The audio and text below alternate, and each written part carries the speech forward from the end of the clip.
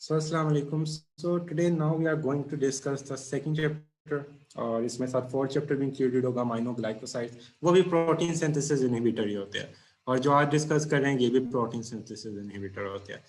तो आपको पता है कि कोई भी बैक्टीरिया या कोई भी कुछ भी चीज़ है उसको हमेशा प्रोटीन की रिक्वायरमेंट होती है अपने लिए।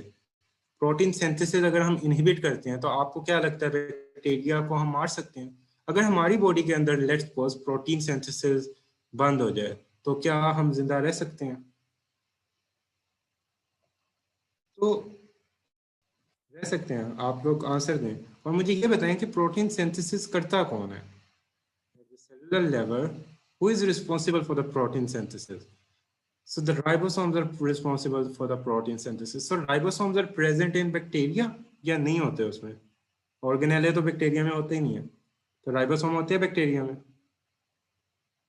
Yes, ribosomes are present. What is the difference between the ribosome of the human cell and the bacterial cell? 70 Svedberg and 80 Svedberg. तो मुझे ये बताएं कि अगर हम बैक्टीरिया का राइबोसोम को टारगेट करते हैं तो वो हमारे ह्यूमन के राइबोसोम को कोई नुकसान पहुंचाएगा as such? No, because there is no compatibility between them. So we can make drug which is more specific for the bacteria, ताकि वो हमारी बॉडी को ऐसे नुकसान ना पहुंचे. So today we are going to discuss the drugs which are bacterial synthesis inhibitor. So how they will stop the synthesis of bacteria, वो protein synthesis inhibitor. Sorry, आप लोगों ने लास्ट ईयर बायोकेमिस्ट्री में जेनेटिक्स में एक table पढ़ा था, left side पे बना हुआ था और इधर डिफरेंट ड्रग्स लिखी हुई थी ट्रांसलोकेशन के रिगार्डिंग। ये आप लोगों ने कुछ पढ़ा था एक टेबल, उसमें आप लोगों ने टेट्रासाइक्लिन पढ़ी होगी, आप लोगों ने डिफरेंट ड्रग्स पढ़ी थी, डिफरेंट लेवल पे वो इनहिबिट कर रही थी। वो क्या कर रही थी बेसिकली? वो भी प्रोटीन सिंथेसिस इनहिबिटर कर थी। तो आज हमने वही ड्रग्स पढ़नी है जो आप लोग पढ़ के आए थे बट इन डिटेल। सबसे पहले तो एक मैकेनिज्म उनका थोड़ा सा बता देता हूँ, सबका साथ साथ तो हमने करना ही है लेकिन सबका इकट्ठा बता। सबसे पहले तो tetracycline block transfer RNA voice distortion सबको है कि जस्ट 1% को है? बाकी सबको मेरी वॉइस क्लियर है? चलें, बाकी सबको क्लियर। सो टेट्रासाइक्लिन हमारे पास ब्लॉक करती है ट्रांसफर आरएनए की बाइंडिंग को राइबोसोम पे। सो ट्रांसफर आरएनए का क्या फंक्शन होता है? सो अभी भी डिस्टॉर्शन है, let me check the internet again.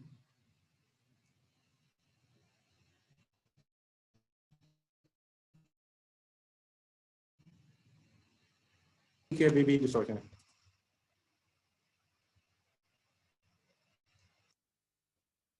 अभी भी क्लियर नहीं है?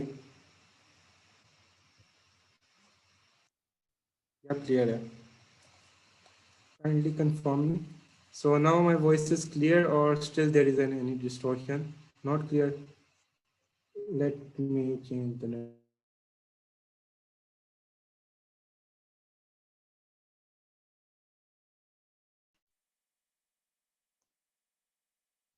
चलें, अब बताएं, अब क्लियर हुई कि अब भी डिस्टॉर्शन है? अब मैंने इंटरनेट स्विच किया, नाउ इट्स क्लियर। चलें, ओके।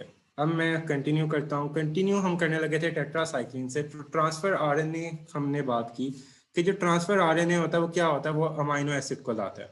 तो ट्रांसफर आरएनए ने जिधर आना है, जिधर उसने आके राइबोसोम के साथ बाइंड होना है, अगर हम उस साइट को ब्लॉक कर दें तो हम प्रोटीन सिंथेसिस को रोक सकते हैं। अगर हम ट्रांसफर आरएनए को बाइंड होने से रोक दें तो प्रोटीन सिंथेसिस रुक सकती है। सिमिलरली जब एक बार ट्रांसफर आरएनए बाइंड हो गया, आप लोग एक बड़ा सा यूनिट पढ़ते थे, एक छोटा सा सब यूनिट पढ़ते थे, तो बाइंड हो गया था, उसके बाद ये स्लाइड होता था ट्रांसफर आरएनए एक साइड से दूसरी साइड पे। जब वो स्लाइड होता था उसके बाद एंड पे वो एग्जिट होता था, तो क्या कर रहा होता था? वो अमाइनो एसिड को ऐड कर रहा था। ट्रांसलोकेशन, ट्रांसलोकेशन के साथ ट्रांसपेप्टाइडेशन। अगर हम ट्रांसपेप्टाइडेशन जो ट्रांसफर कर रहे हैं या ट्रांसलोकेशन को रोक देते हैं तब भी हम प्रोटीन सिंथेसिस को रोकते हैं। तो ये डिफरेंट मैकेनिज्म्स आप लोग देखोगे आज जो कि प्रोटीन सिंथेसिस को रोक रहे हैं। जब वन बाय वन ड्रग करेंगे तो ऑब्वियसली उसमें मैं आपको साथ साथ मैकेनिज्म दिखाऊंगा भी, बताऊंगा भी। अब आ जाता है मैकेनिज्म ऑफ रेजिस्टेंस। तो मैकेनिज्म ऑफ रेजिस्टेंस हमने पढ़े हुए हैं कि हम या तो साइट की मॉडिफिकेशन कर देते हैं, या हम उस ड्रग को अंदर ही नहीं आने देते, या हम उस ड्रग को सेल से बाहर निकाल देते हैं, यानी बैक्टीरिया सेल से बाहर निकाल देता है। तो डिफरेंट मैकेनिज्म होते हैं। इसमें से ना टेट्रासाइक्लिन का बड़ा इंपॉर्टेंट याद रखना है, इसका हमेशा यही सबसे इंपॉर्टेंट है। इफ्लक्स पंप टेट्रासाइक्लिन का अगर पूछे what is the mechanism of resistance, आप लोगों को सबसे पहले याद आना चाहिए कि इसका इफ्लक्स पंप बहुत स्ट्रॉन्ग होता है, और टेट्रासाइक्लिन का मैकेनिज्म ऑफ रेजिस्टेंस में सबसे टॉप पे ये आता है। सही हो गया। कुछ ग्राम नेगेटिव बैक्टीरिया होते हैं, प्रोटियस और सुडोमोनास, इनका सिस्टम सबसे ज्यादा स्ट्रॉन्ग होता है। लाइक ये सबसे ज्यादा अच्छा इफ्लक्स पंप सिस्टम यूज करते हैं और अपने अंदर से सारे जो भी मेडिसिन है उसको निकाल देते हैं, तो रेजिस्टेंस आ जाती है। तो इफ्लक्स के थ्रू टेट्रासाइक्लिन रेजिस्टेंट होते हैं। Then we move to the macrolides. Macrolides पढ़ेंगे और क्लिंडामाइसिन पढ़ेंगे। ये क्या करते हैं, ये मिथाइल ट्रांसफरेजेस यूज करते हैं, जो कि बाइंडिंग साइट जो 50 स्वेटबर्ग सब यूनिट होता है उसकी बाइंडिंग साइट पे क्या करेगी, मिथाइलेशन करेगी, और आफ्टर द मिथाइलेशन उसकी वर्किंग को स्टॉप कर देगी। ये इनके ना बड़े स्पेसिफिक, मतलब कुछ नॉन स्पेसिफिक होते हैं ना कि ये रेजिस्टेंस ये भी करेगा, इस तरह भी रेजिस्टेंस हो सकती है, 3-4 मैकेनिज्म होते हैं, लेकिन ये सबसे स्पेसिफिक है। ये वाले जो आप लोगों के पास मैकेनिज्म ऑफ रेजिस्टेंस है, ये आप लोगों से पूछे जाते हैं, ये आपसे एमसीक्यूज में पूछे जाते हैं। और क्लोरमफेनिकोल का है इनएक्टिवेटिंग द एसिटाइल ट्रांसफरेजेस। अब ये सारे मैं साथ साथ दिखाऊंगा भी, ये मैंने शुरू में स्लाइड में इसलिए डाल दिया कि आपको थोड़ा सा जस्ट आइडिया हो, जब मैं आगे दिखाऊं तो आपको पता हो। Now we are moving toward the tetracycline. Tetracycline को मैंने क्या बताया था, इसका मैकेनिज्म ऑफ एक्शन क्या होगा, टी से ट्रांसफर आरएनए, याद रखें इसने ट्रांसफर आरएनए को आके बाइंड नहीं होने देना।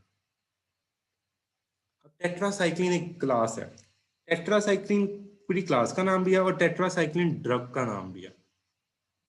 ये आप लोगों ने 3-4 इंपॉर्टेंट ड्रग्स है जिसकी याद करनी है।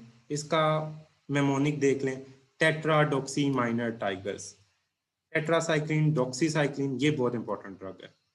डॉक्सीसाइक्लिन बहुत ज्यादा इंपॉर्टेंट ड्रग है, बहुत जगह पे यूज होनी है इस ग्रुप में।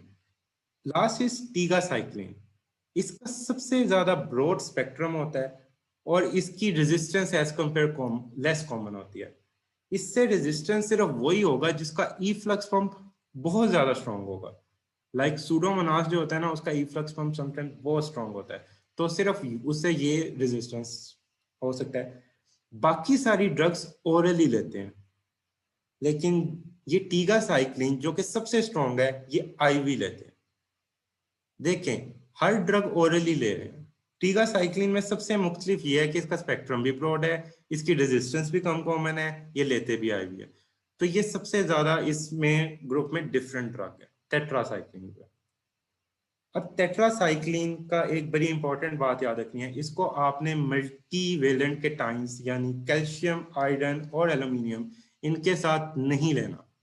आप लोगों को मैंने उस दिन कोई ड्रग बताई थी, मैंने कहा था कि ये दो ड्रग्स इकट्ठी नहीं लेनी होती, वो कौन सी थी, कौन सी दो मेडिसिन इकट्ठे नहीं लेते आप लोग, आयरन एंड कैल्शियम इकट्ठे नहीं लेते। अच्छा, इसी तरह जो आपकी ये टेट्रासाइक्लिन है, अगर आप टेट्रासाइक्लिन लो तो टेट्रासाइक्लिन के साथ आप कैल्शियम मेडिसिन नहीं लोगे, टेट्रासाइक्लिन ले रहे हो आप साथ आयरन नहीं लोगे, अगर टेट्रासाइक्लिन ले रहे हो आप एल्यूमिनियम नहीं लोगे। ये जो मल्टीवेलेंट के टाइम्स होते हैं ना, ये इसकी एब्जॉर्प्शन को चेंज कर देते हैं, कम कर देते हैं, और अगर आप खाने के साथ भी लोगे तब भी इम्पेयर होगे। सही हो गया। तो टेट्रासाइक्लिन का ये बहुत कॉमन पॉइंट है जो आपको याद होना चाहिए कि इसको आपने मल्टीवेलेंट के टाइम्स के साथ नहीं लेना, आपने इसको खाने के साथ नहीं लेना। जो इंपॉर्टेंट पॉइंट्स है वो मैंने पहले निकाल दिए। Doxycycline excrete mainly faeces. बाकी सारी जो टेट्रासाइक्लिन है ना, वो एंटेरोपैथिक सर्कुलेशन फॉलो करती है, एंड पे एक्सक्रीट किडनी से होती है। मैंने कहा था किडनी वाली आप लोग छोड़ें, वो याद करने से बेहतर है याद करें। डॉक्सीसाइक्लिन फीसेस में निकलेगी और टीगासाइक्लिन बाइल में निकलेगी। देखिए टीगासाइक्लिन हर तरफ से डिफरेंट है। अब मुझे बताएं टीगासाइक्लिन की क्या क्या क्वालिटीज है। इस वाले ग्रुप में जो टीगासाइक्लिन पढ़ रहे हो, इसकी क्या क्या क्वालिटीज अभी तक देखी है, एक तो एलिमिनेट होगी बाइल्स। इसका स्पेक्ट्रम कैसा है? It is a broad spectrum. इसकी एडमिनिस्ट्रेशन क्या है? Ivy administration. इसकी रेजिस्टेंस कितनी होती है? इसकी रेजिस्टेंस कैसे होती है? ज्यादा होती है? बहुत कम होती है। इट मींस ये बिल्कुल ही डिफरेंट है। बाकी सारी ड्रग्स कुछ और काम कर रही है, इसका फार्माकोकाइनेटिक भी डिफरेंट है, इसका रूट ऑफ एडमिनिस्ट्रेशन भी डिफरेंट है, इसका स्पेक्ट्रम भी सबसे ज्यादा ब्रॉड है। यानी ये बिल्कुल इस ग्रुप की सबसे डिफरेंट ड्रग है। तो इस ग्रुप की याद रखना है। टीकासाइक्लिन आपको इसी तरह याद हो जाती है कि ये हर चीज इससे बाकियों से डिफरेंट है। बाकी सब ओरली ले रहे हो, ये आप आईवी दे रहे हो। बाकी सब एंटेरोपैथिक के बाद किडनी से एक्सक्रीट हो रही है, ये बाइल से एक्सक्रीट हो रही है। बाकी सब में रेजिस्टेंस आ जाती है थ्रू इफ्लक्स पंप, इसमें जल्दी नहीं आती। कुछ इफ्लक्स पंप होते हैं सूडोमोनास के और प्रोटियस के, ग्राम नेगेटिव वो बैक्टीरियाज हैं, उनके काफी स्ट्रॉन्ग होते हैं, वो रेजिस्टेंस ला सकते हैं। Now we are going towards the mechanism of action. So mechanism of action should be कि इसकी प्रोटीन सिंथेसिस रोकनी है। प्रोटीन सिंथेसिस के लिए ये आ रहा है ट्रांसफर आरएनए। टेट्रासाइक्लिन अगर इसको आके यहाँ पे ना बाइंड होने दे तो प्रोटीन सिंथेसिस रुक जाएगी आपके नजदीक। अगर टेट्रासाइक्लिन जो चीज ला रहा है उसको आने ही ना दे तो प्रोटीन सिंथेसिस रुक जाएगी। तो it binds reversibly to the bacteria 30 Svedberg subunit. अब ये एमसीक्यूज में बड़ी इंपॉर्टेंट पॉइंट्स होते हैं कि बाइंड किसके साथ करता है। आपको पता होना चाहिए कि कौन सी ड्रग 50 स्वेटबर्ग के साथ करती है, कौन सी 30 स्वेटबर्ग के साथ करती है। अब देखिए इसमें ये तो आपको चीजें रट्टा मारनी पड़ेंगी, लेकिन आप लोग मेमोनिक्स बना के याद कर सकते हो। इसने लेकिन 30 स्वेटबर्ग से आके बाइंड करना है।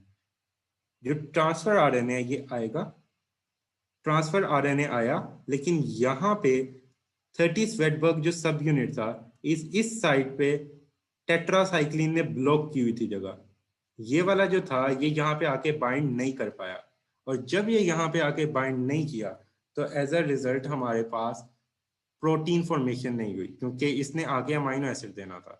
तो in this way we can stop the synthesis by using tetracycline. So tetracycline ने इस तरह सिंथेसिस रोक दी। तो ये था इसका मैकेनिज्म ऑफ एक्शन, बहुत सिंपल सा। इसने ट्रांसफर आरएनए की बाइंडिंग मैसेंजर आरएनए से रोकनी है, and it acts on the 30 Svedberg ribosomal subunit. Next is mechanism of resistance. So इसका मैकेनिज्म ऑफ रेजिस्टेंस मैंने क्या बताया था, क्या आपने सबसे पहले याद रखना है? मैकेनिज्म ऑफ रेजिस्टेंस में टेट्रासाइक्लिन में क्या पॉइंट सबसे पहले आपके जहन में आना चाहिए अगर कोई आपसे पूछता है? आपने सबसे पहले जहन में लाना है इफ्लक्स पंप। इफ्लक्स पंप है जो कि इसकी मैकेनिज्म ऑफ रेजिस्टेंस में सबसे टॉप पे होता है। उसके अलावा आप लोगों के पास नेक्स्ट और भी होते हैं फॉर्मेशन, लेकिन इंपॉर्टेंट यही है, एमसीक्यूज में यही होता है, एमसीक्यूज में हमेशा यही ऑप्शन आएगा। उसके अलावा formation of ribosomal protection protein that interfere with the tetracycline binding. Tetracycline ने किधर बाइंड होना था? टेट्रासाइक्लिन ने इधर बाइंड होना था, इस जगह पे। अगर हम इस जगह पे मॉडिफिकेशन कर दें कि टेट्रासाइक्लिन बाइंड ना हो सके तो तब रेजिस्टेंस आ सकती है। जिधर टेट्रासाइक्लिन ने आके बाइंड होना था, अगर हम उस जगह को मॉडिफाई कर दे, बैक्टीरिया उस पॉइंट को मॉडिफाई कर दे, तो रेजिस्टेंस आ सकती है। तो ऑब्वियसली बैक्टीरिया इन दो तरीके से बहुत कॉमनली रेजिस्टेंस लाता है। लेकिन टॉप प्रायोरिटी पे अगेन लिख लें इफ्लक्स पंप। इफ्लक्स पंप क्योंकि ये मैं इतनी बारी रिपीट कर रहा हूँ क्योंकि ये हर साल 1-2 साल छोड़ के प्रॉफ में एमसीक्यूज आया होता है। टेट्रासाइक्लिन का पूरा क्लिनिकल दिया होता है और पूछा होता है अच्छा इसका मैकेनिज्म ऑफ रेजिस्टेंस क्या होगा, और नीचे इफ्लक्स पंप सबसे कॉमन ऑप्शन होता है, और ये आप लोगों ने लगा के आना होता है। फॉर्मेशन ऑफ राइबोसोमल प्रोटीन ये भी होता है, लेकिन ये ऑप्शन में नहीं दिया होगा। अब ना ये आप लोग इसके स्पेक्ट्रम ना बड़ी जगहों से पढ़ोगे, कहीं पे कोई काम के नहीं लिखे हुए, एक्सेप्ट मिनी कैरजन से ये चीजें उठाई गई हैं जो क्लिनिकल यूज है। और ये प्रॉफ का एससीक्यू क्वेश्चन है, और ये प्रॉफ में एक बार ही नहीं आया हुआ, ये प्रॉफ में 3-4 बार आ चुका है। और आपने इसी तरह लिख के आना होता है कि प्राइमरी यूज क्या है, सेकेंडरी यूज क्या है, सिलेक्टिव यूज क्या है। अब देखें ये तो मैं आप लोग को करवा देता हूँ, मैं साथ साथ थोड़ा थोड़ा बैक्टीरिया का भी बता देता हूँ कि ये कौन सा बैक्टीरिया होता है। आप माइक्रोबायोलॉजी करोगे तब ये चीजें आपको ज्यादा अच्छे से समझ आएगी कि ये बैक्टीरिया है कौन सा। माइक्रोबायोलॉजी कर लो तो फिर ये चीजें आसान हो जाती है। अभी आप लोग जो जिन चीजों पे फोकस किया करो ना, अभी आप लोग mechanism of action, mechanism of resistance और टॉक्सिसिटी और एडवर्स इफेक्ट, क्लिनिकल यूजेस में आई नो कि आप लोग का भी मसला होगा, लेकिन ये सारी चीजें कवर करके रखो। जैसे ही माइक्रोबायोलॉजी होगी तो आपको ये क्लिनिकल यूजेस भी बहुत अच्छे से आ जाएंगे। लेकिन अभी ट्राई जरूर करो जो मेमोनिक से बनाओ, लेकिन आप लोगों ने वो 3 चीजें अच्छे से करनी है, mechanism of action, pharmacokinetics, resistance और साथ ही आप लोग इसके एडवर्स इफेक्ट, क्योंकि उसमें आपको एज सच कोई ये जरूरत नहीं है कि आपको स्पेक्ट्रम पता हो। अब जो माइकोप्लाज्मा नमूनी है, कैलामीडिया है, रिकेट्सिया है, ये ऑलमोस्ट ये सारे एटिपिकल बैक्टीरिया होते हैं। तो ये वाली जो ड्रग्स है ना, ये एटिपिकल बैक्टीरियाज में यूज हो जाती है। ये जो वाली ड्रग्स है ना, माइक्रो के लिए लेक्चर किसके सुने आप लोग? स्केची वीडियोस देखें माइक्रो के लिए। अब ये ना एटिपिकल है, एक आप लोगों ने ग्राम पॉजिटिव पढ़े है ना, एक आप लोगों ने ग्राम नेगेटिव पढ़े हैं, एक होते हैं एटिपिकल, ये एटिपिकल है। तो टेट्रासाइक्लिन ना बड़ी इंपॉर्टेंट ड्रग है एटिपिकल बैक्टीरियाज के लिए। बहुत से क्लिनिकल सिनेरियोज आते हैं और टेट्रासाइक्लिन के क्लिनिकल सिनेरियोज बहुत ज्यादा एक्यूरेट हैं, मतलब पक्के हैं। मैं आपको बताता जाऊंगा कि किस तरह आते हैं। जहां पे भी आप लोग देखोगे आपको उसी तरह के सिनेरियो मिलेंगे। ये जो कैलामीडिया है, ये रिकेट्सिया और माइकोप्लाज्मा न्यूमोनिया, ये एटिपिकल। एटिपिकल पे ना बहुत ज्यादा ड्रग्स आप लोग नहीं पढ़ोगे। ये वाली टेट्रासाइक्लिन बड़ा अच्छा काम करती है, और भी करती हैं लेकिन टेट्रासाइक्लिन बड़ा अच्छा काम करती है। विब्रियो और स्पाइरोकीट्स ये भी आप लोग पढ़ोगे, लेकिन ये याद रखना ये तीनों बहुत इंपॉर्टेंट है एटिपिकल। अब आ जाते हैं सेकेंडरी यूज, प्राइमरी यूज ये इनका था। सेकेंडरी यूज वो इसी तरह पूछते हैं, right the clinical uses of the tetracycline, ये प्रॉफ में ऐसी क्यों आता है। ये है ना, ये स्पाइरल शेप्ड होते हैं, इनका याद करना है, ये अब आपको याद करने पड़ेंगे। अब ये मैंने कुछ सिलेक्टिव किए हैं, ये सिलेक्टिव आप लोगों ने ना डिफरेंट जगह पे पढ़ने हैं। एच पाइलोरी आप लोग जीआईटी में पढ़ोगे, एच पाइलोरी में टेट्रासाइक्लिन यूज होती है। आप लोगों ने सुना होगा एच पाइलोरी के बारे में, आप लोगों ने सुना होगा लाजमी, सेकंड ईयर जीआईटी, सबको पता है ना एच पाइलोरी, इसका तो सबको पता होगा। ये क्या करवाता है? ये अल्सर करवाता है। तो अल्सर में डिफरेंट ड्रग्स यूज होती हैं। अब मुझे बताएं, पहले ना अल्सर की डिफरेंट था कि अल्सर कैसे होता है, लेकिन अल्सर में एच पाइलोरी एक मेजर कॉज है अल्सर का। So H pylori is a bacteria, so bacteria can be treated with by antibacterial, और उसके स्पेक्ट्रम में डिफरेंट स्पेक्ट्रम्स होते हैं उसके एक रिजीम में टेट्रासाइक्लिन आती है, डिफरेंट रिजीम्स होते हैं उसके। फिर आप लोग को एडीएस सिक्रीटिंग ट्यूमर का सबको पता होगा। एडीएस सिक्रीटिंग ट्यूमर को क्या कहते हैं, इसका भी आप लोगों ने सुना होगा। एडीएच सिक्रीटिंग ट्यूमर होता है, SIADH आप सबको पता होगा, not pheochromocytoma. ADH pheochromocytoma is something completely different, वो एपिनेफ्रिन और नॉन एपिनेफ्रिन का ज्यादा है। एडीएच आप लोग एडीएच पूरी किडनी में पढ़ के आए हो, एंटी डायरेटिक हार्मोन। तो ये जो है ना डिमेक्लोसाइक्लिन, ये एक ड्रग है, टेट्रासाइक्लिन ग्रुप में आती है, लेकिन ये SIADH में भी इस्तेमाल हो जाती है। इसका एक्शन एंटी, जो यानी इसको ब्लॉक करने वाला एक्शन है इसका। तो ये याद रखना है, ये बड़ी इंपॉर्टेंट है। लाइम डिजीज बहुत इंपॉर्टेंट, लाइम डिजीज में डॉक्सीसाइक्लिन बहुत कॉमनली यूज होती है। अब मैं आपको इसका किस तरह बताऊं कि ये माइक्रोबायोलॉजी में आपको सब कुछ पता लगेगा, बट लाइम डिजीज बड़ी इंपॉर्टेंट डिजीज है। अब ये आप लोगों ने कुछ याद रखना है। मलेरिया, मलेरिया के बारे में सबको पता है, मलेरिया पैरासाइट है, ये आप लोगों को पता है, malaria is a parasite. Malaria के बारे में तो बताएं कि पता है, या इसका भी नहीं पता? तो मलेरिया में भी डॉक्सीसाइक्लिन यूज होती है। तो याद रखना है, मलेरिया की मैं आप लोगों को इसलिए जोर देके बता रहा हूँ क्योंकि मैंने इसका एक पॉइंट बताना आगे। तो याद रखना, ये तीन तो अभी आप लोग इजीली याद रख सकते हो, इन तीन को तो फिलहाल याद करें ना। लाइम डिजीज बड़ी इंपॉर्टेंट है, और ये मेनिंजोकोकल में एम से याद रखें मीनोसाइक्लिन, सही हो गया। लाइम से L से D, H, ये तीन तो याद रखें ना, और मेनिंजोकोकल मीनोसाइक्लिन, इस तरह याद रखें, तीन चार तो याद हो अभी फिलहाल, बाकी जैसी माइक्रो पढ़ेंगे बाकी याद हो जाएंगे। मलेरिया में डॉक्सीसाइक्लिन भी यूज होती है, ये मैं आगे बताऊंगा कि इसका अल्टरनेटिव क्या होता है। अब एक मैंने टीगा साइक्लिन थी, टीगा साइक्लिन के बारे में क्या मशहूर था, अभी हम पढ़ के आए हैं। टीगा साइक्लिन के बारे में क्या मशहूर था? IV भी दे रहे थे और ब्रॉड स्पेक्ट्रम भी थी। अभी तक हमने जो ये वाले पढ़े हैं, मर्सा, मर्सा क्या था? मर्सा के अगेंस्ट ज्यादा ड्रग्स रेजिस्टेंट थी कि ड्रग्स अच्छा एक्शन कर सकती थी मर्सा के अगेंस्ट, जो आप लोग पीछे पढ़ के आए हो, मेथिसिलिन रेजिस्टेंस स्टेफाइलोकोकस ऑरियस, आप लोग वेंको भी देते थे। टीगा साइक्लिन अगर ब्रॉड स्पेक्ट्रम है तो मर्सा के लिए दी जा सकती है फिर, यानी यानी अगर टीकासाइक्लिन अच्छी ड्रग है तो you can give it for it, मतलब यानी इसके स्पेक्ट्रम में क्यों डाली गई है, इसके स्पेक्ट्रम में क्यों है, क्योंकि ये कर सकती है इसके खिलाफ। ये क्या है, वी आर ई क्या है, वी आर ई क्या है, VRE is the vancomycin resistance enterococcus। Vancomycin अच्छी ड्रग थी, वेंकोमाइसिन अच्छी ड्रग थी ना, पीछे जो हमने पढ़ी है काफी अच्छी ड्रग थी, लेकिन ये उससे भी ज्यादा स्ट्रॉन्ग है। यानी वेंकोमाइसिन से भी रेजिस्टेंस होते हैं, तो पीछे बैकअप में हमारे पास ये ड्रग हो सकती है कि हम यूज कर लें। फिर beta lactamase producing gram negative bacteria, तो beta lactamase producing gram negative bacteria ज्यादातर ड्रग से रेजिस्टेंट होंगे कि उससे सस्पेक्टेबल होंगे, ज्यादातर ड्रग से। जो बीटा लैक्टेमेज है, अगर बीटा लैक्टेमेज वाले ग्राम नेगेटिव बैक्टीरिया आ जाए तो वो ज्यादा सस्पेक्टेबल होंगे कि रेजिस्टेंस, ये रेजिस्टेंट होते हैं। अगर बीटा लैक्टेमेज प्रोडक्शन हो रही है तो रेजिस्टेंस होते हैं। तो ये ड्रग इसलिए यूज हो सकती है क्योंकि ये काफी ब्रॉड स्पेक्ट्रम है। फिर एनारोब्स में भी यूज होती है।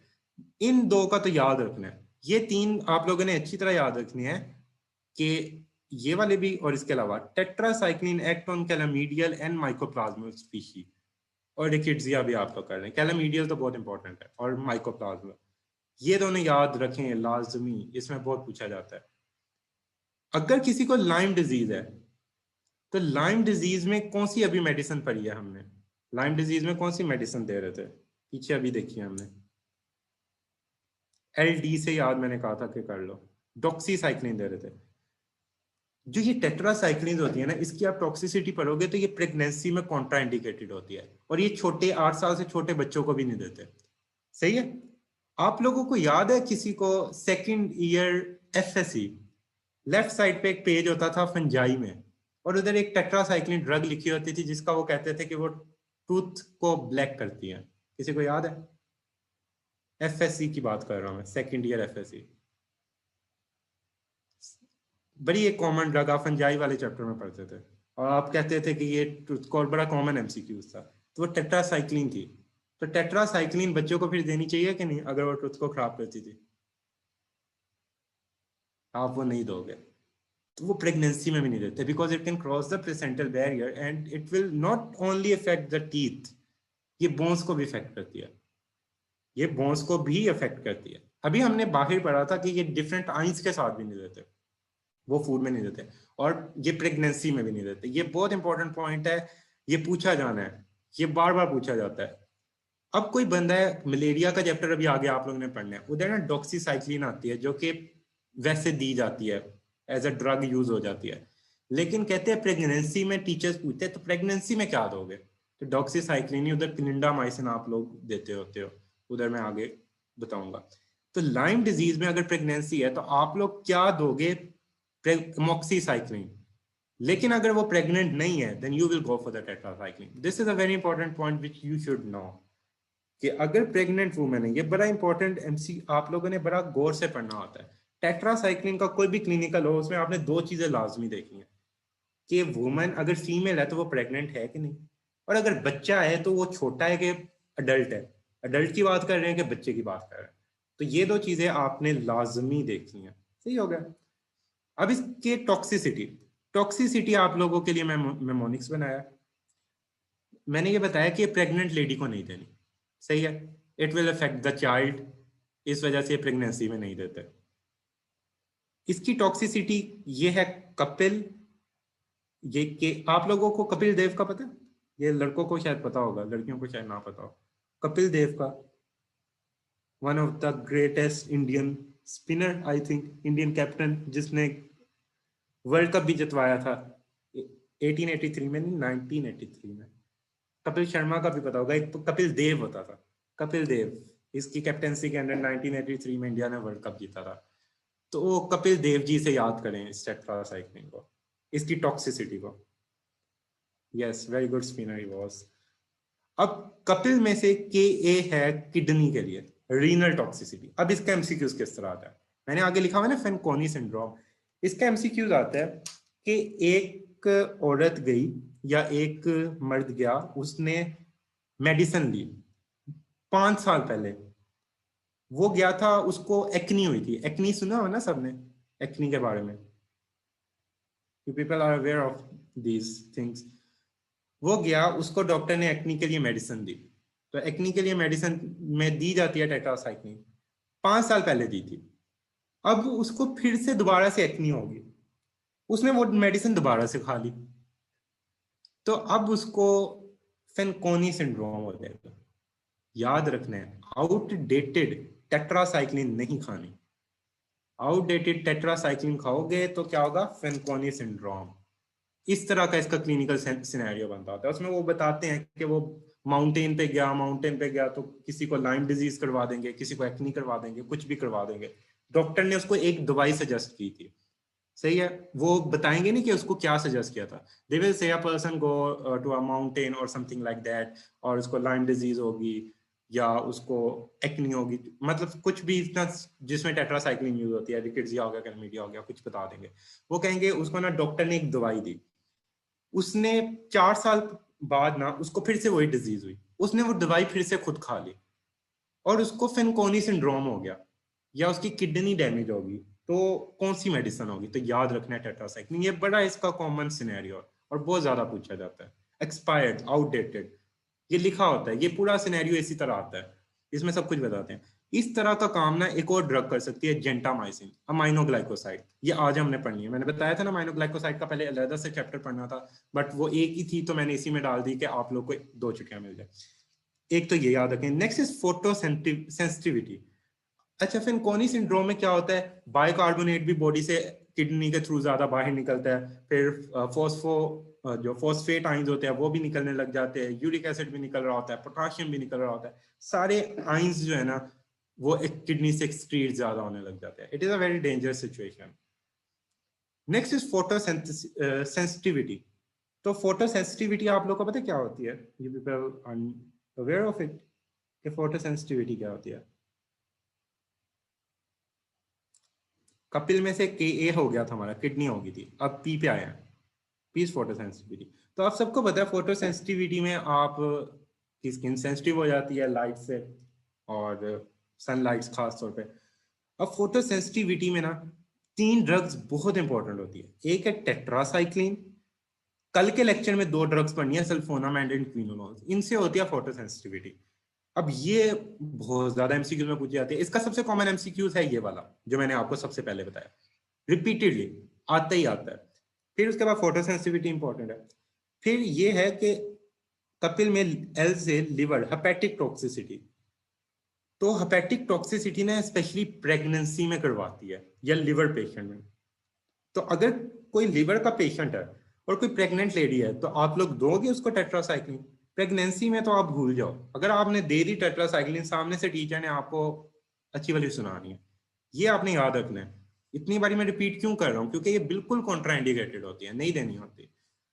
अब आ जाते हैं कि इसकी कंट्राइंडिकेटेड में जो चीज आप लोग एसएससी में पढ़ते आए थे, देव से याद रखें, डेंटल, बोन स्ट्रक्चर और टीथ को ये खराब करता है, टूथ एनेमल डिस्प्लेजिया और इरेगुलरिटी इन बोन ग्रोथ। सही हो गया। देन मैंने आपको बताया था ओरल मेडिसिन होगी तो आपने क्या एक साइड इफेक्ट याद रखना है, ये ज्यादातर ओरल ही दे रहे थे ना आप लोग।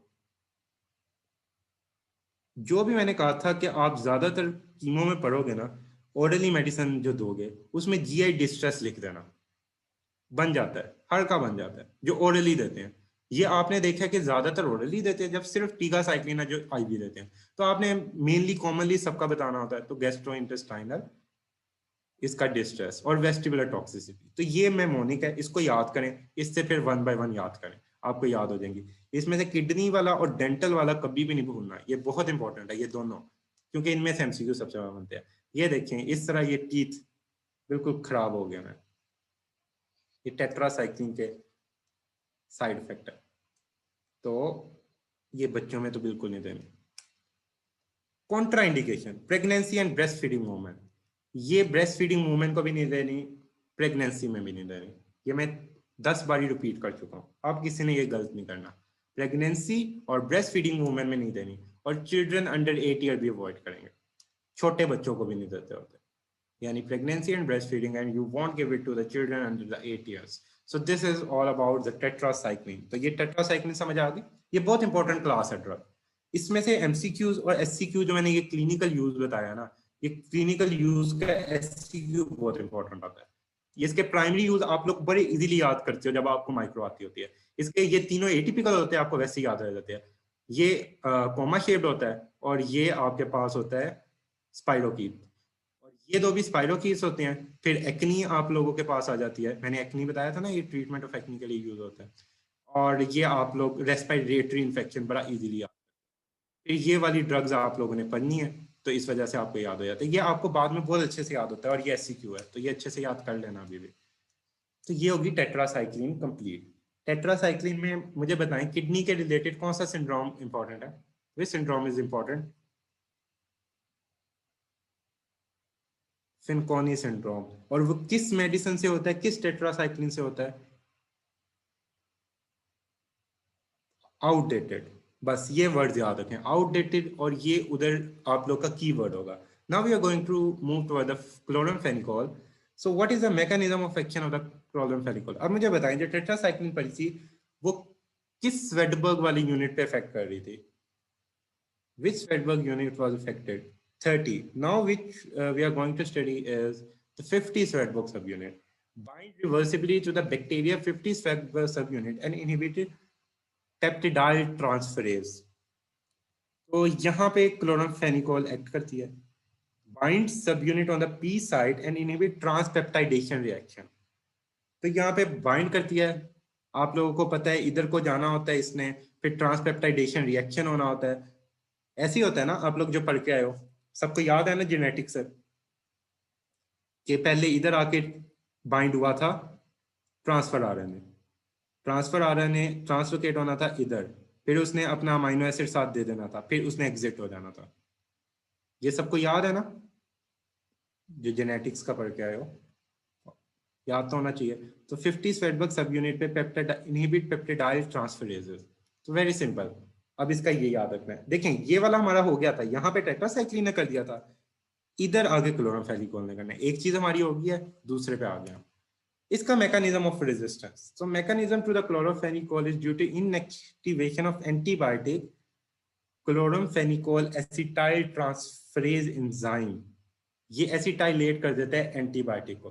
तो ये एंजाइम जो इतना वर्ड है एसिटाइल ट्रांसफरेज, बस ये याद रखना है। जब एसिटाइल ट्रांसफरेज है एंटीबायोटिक को, अगर एंटीबायोटिक के साथ, अगर एंटीबायोटिक के साथ हम कोई छेड़छाड़ कर दें, अगर हम एंटीबायोटिक को कुछ दे दें, उस पर कोई ग्रुप लगा दें, तो वो प्रॉपरली बाइंड हो सकती है कि नहीं हो सकती? जो एंटीबायोटिक आई है, अगर हम उसको चेंज कर दें थोड़ा सा, तो इसी तरह जो क्लोरामफेनिकोल होता है ना, अब ये आपको याद रखना पड़ेगा, इसका एसिटाइल ट्रांसफरेज होता है। एसिटाइल ट्रांसफरेज एंजाइम यूज करता है और एंटीबायोटिक को एसिटाइलेट कर देता है, एसिटाइल ग्रुप उसके साथ लगा देता है, फिर उसका स्ट्रक्चर चेंज हो जाता है। ऑब्वियसली वो फिर बाइंड नहीं करती, और बाइंड नहीं करती तो फिर क्या नहीं होता, कौन सी चीज नहीं होती इसमें, इसका मैकेनिज्म ऑफ एक्शन में क्या चीज नहीं होगी, फिर कौन सा रिएक्शन रुक जाएगा? Which reaction is inhibited?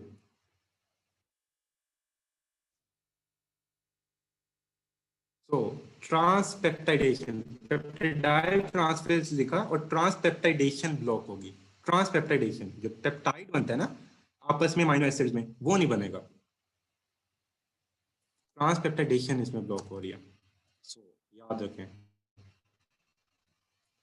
ट्रांसपेप्टाइडेशन इसमें ब्लॉक हुई है, 50 सेटबर्ग यूनिट पे अटैच हुआ है, मैकेनिज्म ऑफ रेजिस्टेंस में एसिटाइल ट्रांसफरेज है। ये तीन वर्ड याद रखें। देखें जो इसके सबसे स्पेसिफिक वर्ड है मैं आपको वो बता रहा हूँ, ये याद रखेंगे, आपका एमसीक्यूज कभी गलत नहीं होगा। इसका स्पेक्ट्रम ना बहुत इंपॉर्टेंट नहीं है कोई, बीएमआई से याद कर लें। बीएमआई से bacteroides, meningitis, influenza, Haemophilus influenza होता है, इस तरह याद कर लें। लेकिन बहुत इंपॉर्टेंट नहीं है, कभी पूछा नहीं जाता। जैसे मैं आपको पीछे टेट्रासाइक्लिन का करवा के, वो इंपॉर्टेंट था, वो पूछा जाता। लेकिन जो इसमें है backup drug for the rickettsia in pregnancy. तो मुझे बताएं, रिकिड्जिया के लिए आपने कोई ड्रग पढ़ी अभी तक? रिकिड्जिया के लिए आपने कोई ड्रग पढ़ी अभी तक? कौन सी ड्रग पढ़ी है आप लोगों ने? टेट्रासाइक्लिन। तो टेट्रासाइक्लिन प्राइमरी चॉइस थी वहां पे, तो टेट्रासाइक्लिन प्रेगनेंसी में दोगे? नहीं दोगे। तो फिर बैकअप ड्रग कौन सी होगी? फिर बैकअप ही यूज करना पड़ेगा ना। तो बैकअप ड्रग में कौन दे दोगे? आप इसको दे सकते हो, क्लोरामफेनिकोल को। क्लोरामफेनिकोल की ना इसके साइड इफेक्ट सबसे इंपॉर्टेंट है। इसके सबसे ज्यादा जो एमसीक्यूज बनता है ना, वो इसके साइड इफेक्ट से बनता है। और इसका एक कॉमन एमसीक्यूज है, दो बल्कि, जो हमेशा आते हैं, हमेशा प्रॉफ में आएंगे। इसको याद रखना है, go doggy grasp the Apple.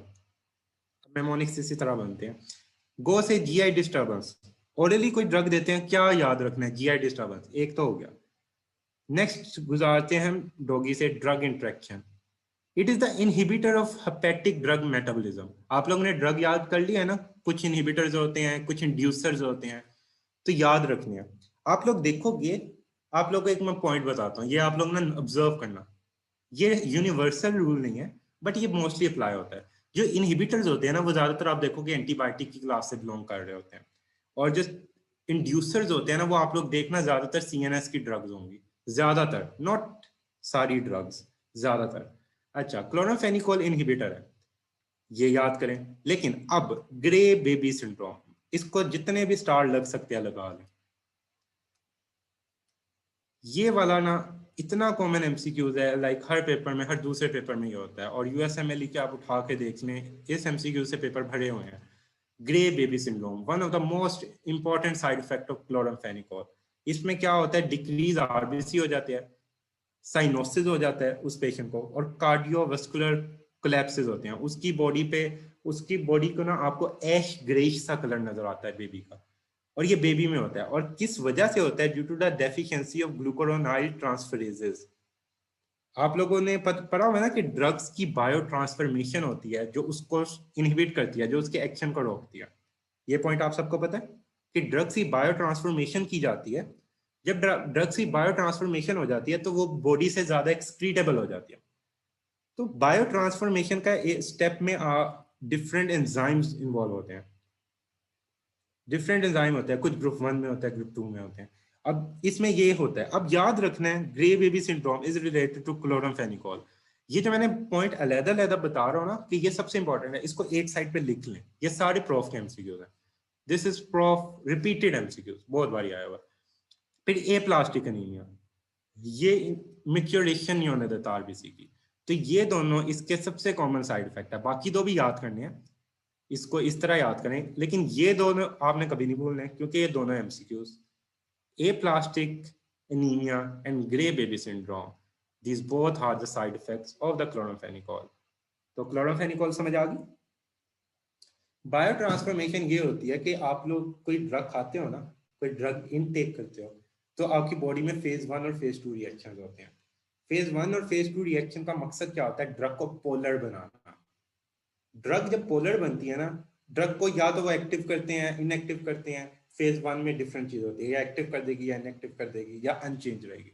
जो फेज 2 होता है, वो कोशिश करता है कि ज्यादातर इनएक्टिव करता है, मोस्टली केसेस में, कुछ एक्सेप्शन भी हैं, और बॉडी से एक्सक्रीट करवाने के लिए उसको पोलर बना देता है। तो ये बायो ट्रांसफॉर्मेशन आप लोग जनरल में पढ़ते हो। अच्छा, अब मुझे सारी चीजें रिपीट करवानी है आप लोगों ने। सबसे पहले टेट्रासाइक्लिन पर वापस जा रहे हैं। टेट्रासाइक्लिन में कौन सी ड्रग आईवी दे रहे थे? टेट्रासाइक्लिन में कौन सी ड्रग आईवी दे रहे थे? टीगासाइक्लिन हमने आईवी दी थी, सही हो गया। टेट्रासाइक्लिन में मुझे बताएं कि प्राइमरी यूज पे कौन से बैक्टीरिया यूज हो रहे थे? मतलब प्राइमरी यूज पे कौन से बैक्टीरिया ट्रीट कर रहे थे हम टेट्रासाइक्लिन से? ज्यादातर एटिपिकल बैक्टीरिया नजर आए थे। 3 तो एटिपिकल आए थे, उसके अलावा स्पाइरोकीट्स से और वो विब्रियो कॉलरा था। Yes, very good, स्पाइरोकीट्स and vibrio cholera. सबसे इंपॉर्टेंट आउटडेटेड का क्या साइड इफेक्ट निकला था? आउटडेटेड ड्रग का सबसे इंपॉर्टेंट साइड इफेक्ट क्या निकला? फेनकोनी सिंड्रोम हो गया। छोटे बच्चों को क्यों नहीं देते?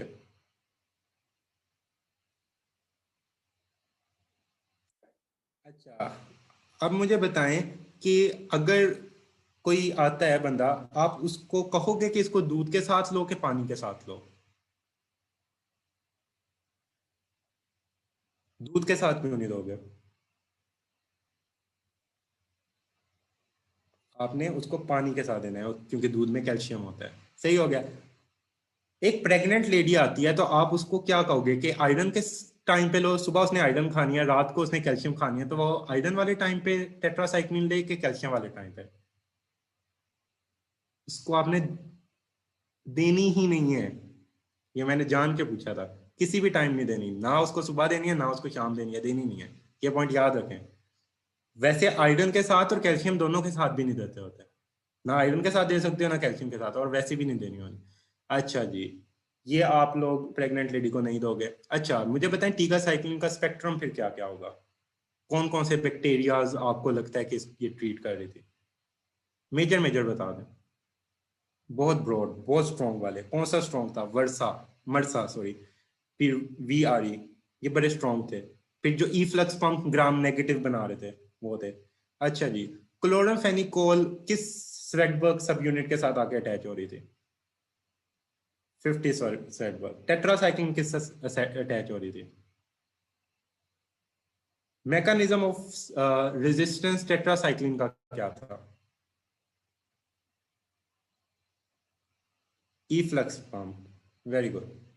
ई फ्लक्स पंप था टेट्रासाइक्लिन का मैकेनिज्म ऑफ रेजिस्टेंस। एक कोई छोटा बेबी आता है, उसको आप क्लोरामफेनिकोल दोगे कि नहीं दोगे?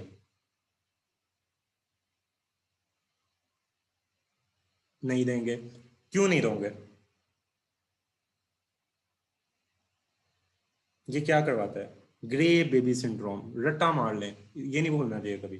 फिर इसके अलावा ये ब्लड का एक और खराबी करवाता है, वो क्या खराबी है? क्लोरामफेनिकोल। एक प्रेग्नेंट लेडी आती है और उसको रिकिड्सी है, आप कौन सी ड्रग दोगे? You will go for chloramphenicol. So ये आपकी सारी चीजें रिपीट हो गई है, सही हो गया। अब हम आते हैं macrolide. This is one of the most important drug. आजकल एजोमैक्स का नाम सुन रहे हो आप लोग? कोविड में आप लोग सुनते होंगे एजोमैक्स एजोमैक्स एजोमैक्स, काफी ने सुना होगा। एजोमैक्स क्या होती है? एजिथ्रोमाइसिन होती है। मैक्रोलाइड में एजिथ्रोमाइसिन भी आती है। अब हम मैक्रोलाइड पढ़ने लगे। मैक्रोलाइड बहुत अच्छी ग्रुप ऑफ ड्रग्स में आती हैं। फिर मैक्रोलाइड में ना मिस्टर अजीज टेलीफोन रफीदा जो भी है, आरफिदा, मिस्टर अजीज, मिस्टर मैक्रोलाइड बता रहा है अजीज एजिथ्रोमाइसिन, टीईएलई से टेलिथ्रोमाइसिन, ई से एरिथ्रोमाइसिन, और फिदा से फिडेक्सोमाइसिन। ये नाम है। और ये किस पे एक्ट करती है? ये मैक्रो, ये मैक्रो, सही है। मैक्रो, मैक्रो किस पे करेगी? बड़े पे करेगी, बिग पे। 50 स्वेटबर्ग सब यूनिट, सही हो गया। 50 स्वेटबर्ग पे अभी कौन सी हम ड्रग पढ़ के आए हैं इसके बाद? हाँ जी, एजोमैक्स शॉर्ट हो गई थी। पाकिस्तान में जो चीज अच्छा काम करने लग जाती है उधर फर्ज समझ लिया जाता है कि उसको शॉर्ट कर दें। क्लोरामफेनिकोल भी 50 स्वेटबर्ग थी। अब मैकेनिज्म ऑफ रेजिस्टेंस इसके क्या? सही हो गया। ये है inability to take up the antibiotic. ये ट्रांसलोकेशन को रोक दिया। इसका मैकेनिज्म ऑफ एक्शन में ट्रांसलोकेशन को इसने इनहिबिट करना होता है। सही हो गया। मैक्रोलाइड का मैं आपको पीछे दिखाता हूँ जल्दी से। इसकी मैं ट्रांसलोकेशन की पिक्चर डालना भूल गया थी। मैक्रोलाइड देखें ब्लॉक कर रही है किसको? ट्रांसलोकेशन को। टेलिथ्रोमाइसिन बी, क्लिंडामाइसिन और मैक्रोलाइड का एक्शन भी सेम होना है। अभी मैं क्लिंडामाइसिन बताऊंगा ना, तो उसमें एक लाइन लिखी होगी कि इसका mechanism of action is almost similar to macrolide. तो ये क्या है? ये ब्लॉक करती है ट्रांसलोकेशन को। सही हो गया, ये ट्रांसलोकेशन को रोकती है। ये पॉइंट याद रखें। मैकेनिज्म ऑफ रेजिस्टेंस क्या होगा? मैकेनिज्म ऑफ रेजिस्टेंस हम देखते हैं। मैकेनिज्म ऑफ रेजिस्टेंस में ना inability to take up the antibiotic, antibiotic अंदर ही ना जाने देना, या इफ्लक्स पंप, ये decrease affinity for the receptor from the methylation of adenine in 23s सब यूनिट ऑफ 50 स्वेटबर्ग। अब आपको पता है कि जो ये 50 स्वेटबर्ग सब यूनिट होता है, इसमें एक छोटा सब यूनिट 23 का भी प्रेजेंट होता है। इसका आप लोग को आइडिया है? जो 50 स्वेटबर्ग का यूनिट होता है, इसके अंदर भी एक यूनिट होते हैं, डिफरेंट यूनिट्स होते हैं जो 50 स्वेटबर्ग बना रहे होते हैं। सही है ना? इसमें 23 स्वेटबर्ग का यूनिट होता है। उस पे जो एडेनिन होती है ना, उसकी मिथाइलेशन की जाती है। Methylation of adenine in the 23 Svedberg सब यूनिट। तो ये इसका मैकेनिज्म ऑफ रेजिस्टेंस है। ये इसका सबसे कॉमन अगर मुझसे पूछे ना, तो this is the most common. ये एमसीक्यूज में ये वाला आता है, मिथाइलेशन। आपको मिथाइलेशन पता होना चाहिए, याद कर लें। कि मिथाइलेशन होती है किसकी, 23 स्वेटबर्ग सब यूनिट की, एडेनिन की करते हैं जाके, और ये पार्ट असल में होता है 50 स्वेटबर्ग का। ये एमसीक्यूज में होता है, बाकी चीजें एमसीक्यूज में नहीं। अगर ये वाला आए तो ये किसके लिए आपको याद आएगा कि ये आ गया है। अब आपको कौन सी ड्रग याद सबसे पहले आनी चाहिए, ऑल तो इसमें भी है लेकिन सबसे पहले कौन सी आनी चाहिए, टेट्रासाइक्लिन। तो ये आपने याद रखना है, टेट्रासाइक्लिन सबसे पहले आनी चाहिए याद। अब मुझे एक और बात बताएं, inability to take up the antibiotic, just थोड़ा सा पोरिन स्ट्रक्चर का बताएं। पोरिन स्ट्रक्चर अगर आपके जहन में आए कि अंदर नहीं आ रही कोई ड्रग, तो आपको क्या वैसे याद आता है, कुछ याद आता है? Gram negative bacteria, very good. So gram negative, ये थोड़ी सी चीजें मैं रिवाइज साथ साथ करवाता हूँ ताकि आपको पीछे से याद रहे। अब मैक्रोलाइड का ना क्लिनिकल यूजेस अच्छे हैं। आप लोगों ने नमूनिया सुना होगा सबने। दो तरह के नमूनिया होते हैं, एक होता है कम्युनिटी एक्वायर्ड नमूनिया और एक होता है hospital acquired नमूनिया। Do you people know what is community acquired नमूनिया, जो आपको आसपास से लगता है। और हॉस्पिटल एक्वायर्ड नमूनिया, नेम इंडिकेट्स, कहाँ से लगेगा हॉस्पिटल एक्वायर्ड नमूनिया, हॉस्पिटल से। अब जो मुझे बताएं, अगर पेंसिलिन की एलर्जी हो रही थी तो ग्राम नेगेटिव बैक्टीरिया के लिए हमने कौन सी ड्रग ज्यादा बेहतर दी थी? जब पेंसिलिन की किसी को एलर्जी थी तो ग्राम नेगेटिव के लिए हमने कौन सी ड्रग यूज की थी? ग्राम नेगेटिव की पूछ रहा हूँ, ग्राम नेगेटिव पेंसिलिन एलर्जी के केस में एजिट्रोनेम, एजिट्रोनेम, एजिट्रोनेम हम मैंने जो बताई थी। ग्राम पॉजिटिव के लिए किसी को याद है कौन सी यूज की थी? Yes, very good. ग्राम पॉजिटिव के लिए हमने कहा था azithromycin which is a macrolide. याद आ रहा है ना कुछ के एजिथ्रोमाइसिन। ग्राम पॉजिटिव में ना कुछ बैक्टीरिया है वो बड़े इंपॉर्टेंट है आपके नमूनिया करवाने में। जैसे स्ट्रेप नमूनी भी आ जाता है, इन्फ्लुएंजा भी आ जाता है, डिफरेंट है। जो ग्राम पॉजिटिव डिफरेंट है ना, ये नमूनिया बड़ा अच्छा करवाते हैं। ये मतलब इनकी आप लोग पढ़ोगे माइक्रो में, ये नमूनिया करवाते हैं। तो ग्राम पॉजिटिव के लिए एजिथ्रोमाइसिन फिर यानी इफेक्टिव होगी। whether it is effective or not, yes it will be effective। अब अगर कोई बंदा हॉस्पिटल गया, हॉस्पिटल में जाके नमूनिया हुआ है, तो वो हॉस्पिटल एक्वायर्ड होगा कि कम्युनिटी एक्वायर्ड? वो हॉस्पिटल एक्वायर्ड होगा, और हॉस्पिटल एक्वायर्ड है ग्राम नेगेटिव की वजह से। तो ग्राम नेगेटिव में आप इसको प्रेफर करोगे एजिथ्रोमाइसिन को हॉस्पिटल एक्वायर्ड में? हमने हॉस्पिटल एक्वायर्ड में इसको नहीं देना। अभी आप पीछे मैकेनिज्म ऑफ रेजिस्टेंस भी पढ़ के आए हो कि इसमें एक मैकेनिज्म ऑफ रेजिस्टेंस है कि इसने सेल में भी नहीं आने देना। तो आपने एजिथ्रोमाइसिन ग्राम नेगेटिव के लिए नहीं देना होता, ये पॉइंट याद रखना है। अब मुझे बताएं, मैं बताता हूँ ग्राम नेगेटिव में ना हॉस्पिटल में मैंने एक बैक्टीरिया बताया था। मैंने कहा था ये बड़ा स्ट्रॉन्ग बैक्टीरिया है, हॉस्पिटल में जाओ तो ये ऐसा बैक्टीरिया जो तबाही फेर देता है समटाइम। वो कौन सा बैक्टीरिया था? बड़ा स्ट्रॉन्ग सा उसका नाम भी था, किसी को याद है? वो मैं काफी बड़ी बैक्टीरिया का नाम ले चुका हूँ, वेरी गुड, सूडोमोनास एरिजिनोसा। सूडोमोनास आप लोग पढ़ते थे। Pseudomonas is a gram negative bacteria. मैंने एक बताई थी, कोई आप लोगों ने ड्रग पढ़ी थी, एंटी सूडोमोनाल ड्रग, एंटी सूडोमोनाल, कोई आप लोगों ने पढ़ी थी?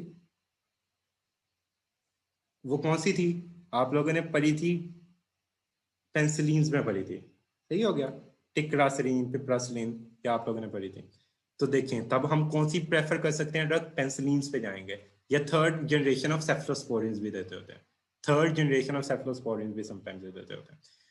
थर्ड जनरेशन ऑफ सेफ्लोस्पोरिन्स का आप लोग को बताएं कि उसकी ज्यादा ग्राम पॉजिटिव एक्टिविटी अच्छी थी या ग्राम नेगेटिव अच्छी थी? मैं भी बताता हूँ, जिनको नहीं समझ आ रही मैं उनको अभी बताता हूँ। ग्राम नेगेटिव अच्छी थी, तो हॉस्पिटल एक्वायर्ड में सेफ्लोस्पोरिन का थर्ड जनरेशन अच्छी ड्रग होगी हमारे लिए। तो yes, it will be a good drug for us, so we will go for third generation. अब मैं जिनको नहीं समझ आ रही थी, जो कम्युनिटी एक्वायर्ड नमूनिया होता है, अब मैं बड़ा सिंपल करके बताने लगा। जो कम्युनिटी एक्वायर्ड नमूनिया होता है उसकी ज्यादातर कॉज होती है ग्राम पॉजिटिव बैक्टीरिया, और ग्राम पॉजिटिव बैक्टीरिया में azithromycin is a good choice, ये अच्छी चॉइस है। हॉस्पिटल में जो लोग जाते हैं, हॉस्पिटल में ग्राम नेगेटिव बैक्टीरियाज कुछ होते हैं जो कि नमूनिया करवाते हैं। तो ग्राम नेगेटिव बैक्टीरिया के लिए हमारे पास पेंसिलिन में टिक्रासिलिन और पिप्रासिलिन पड़ी थी, और थर्ड जनरेशन ऑफ सेफ्लोस्पोरिन थी जो कि ग्राम नेगेटिव बैक्टीरिया को अच्छा ट्रीट करती है।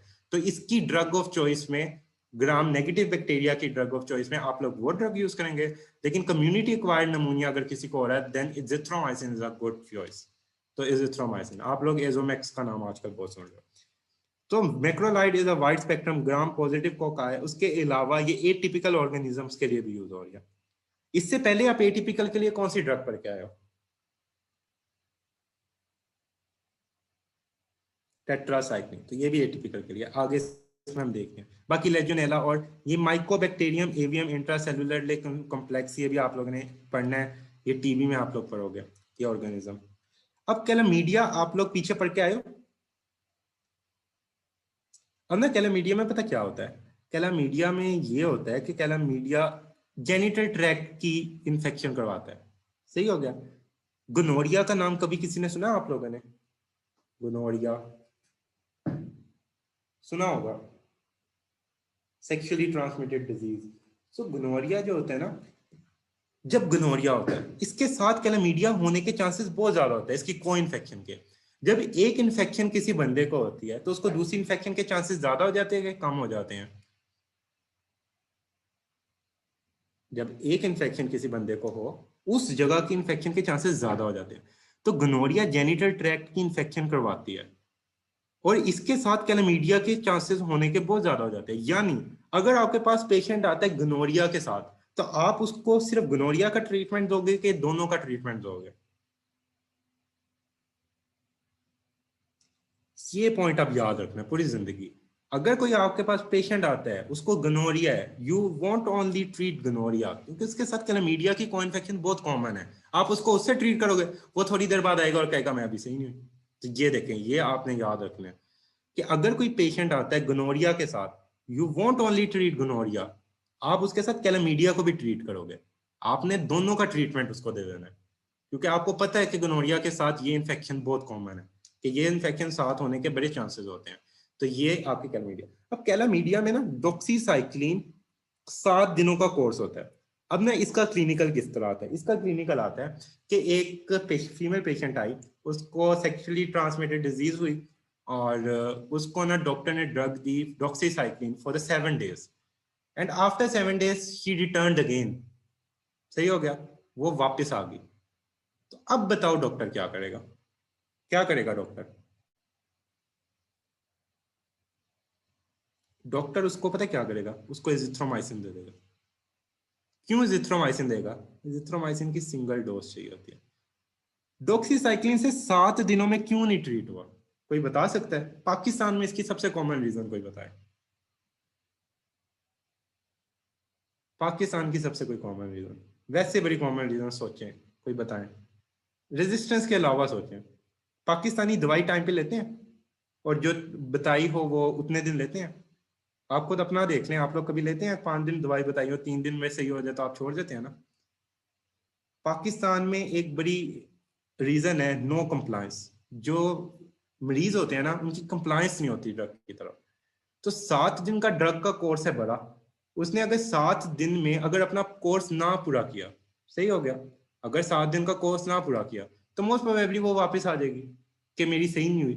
तो इसका आप लोगों ने क्या करना है, आप उसको क्या दे सकते हैं? आप उसको एजिथ्रोमाइसिन दे दोगे एज अ सिंगल डोज। मैं ये बड़ी कॉमन रीजन बता रहा हूँ पाकिस्तान में, आप लोगों को कॉमन रीजन पता होनी चाहिए। जो होती है ना ड्रग्स जिनकी थोड़ा ज्यादा टाइम के लिए लेनी होती है, उसमें कंप्लायंस बड़ी कम होती है। नेक्स्ट आप लोगों को पता होना चाहिए macrolide is a good choice for mycoplasma and Mac.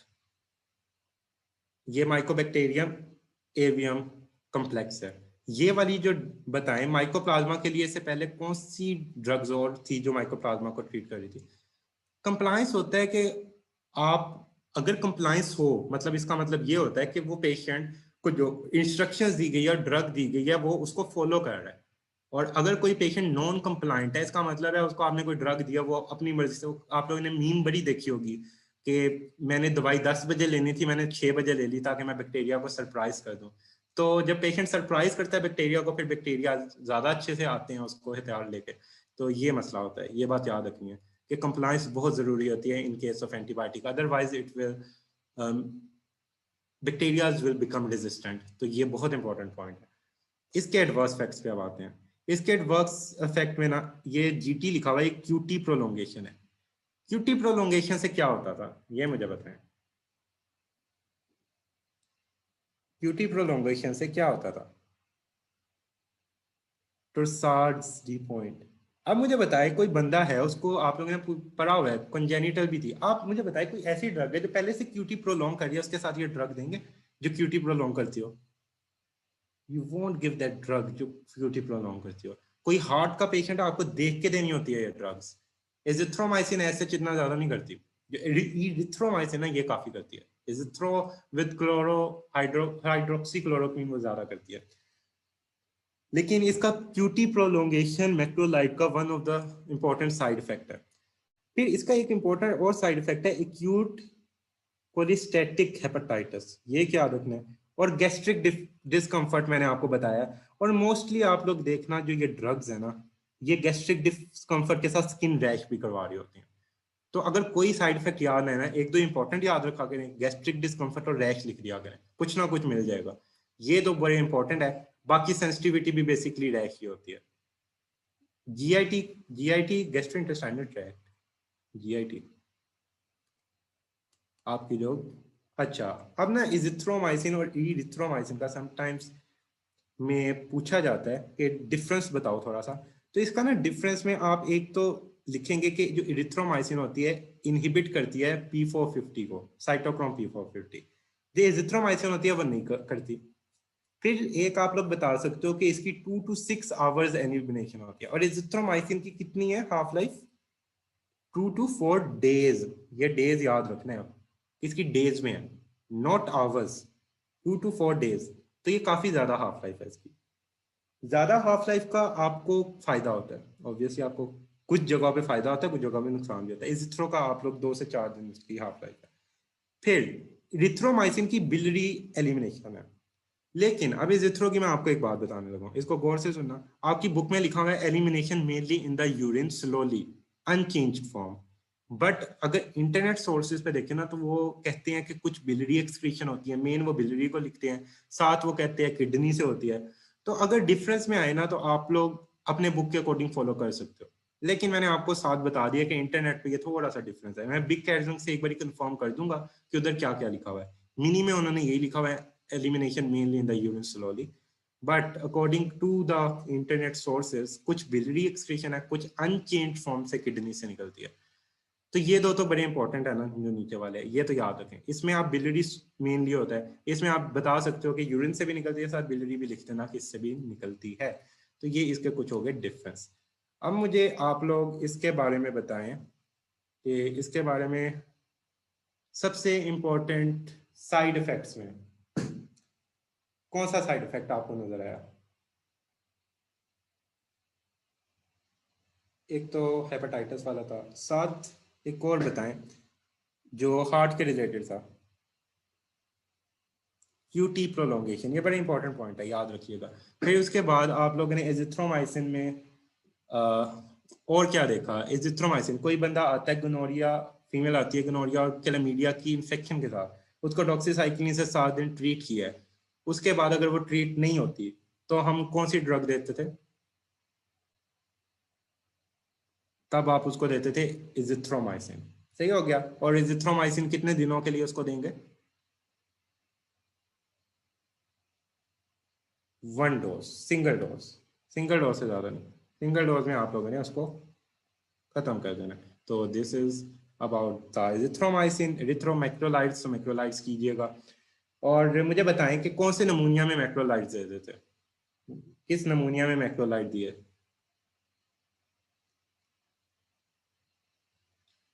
Community acquired, very good. और हॉस्पिटल एक्वायर्ड में? नो, ग्राम नेगेटिव नहीं, ग्राम पॉजिटिव।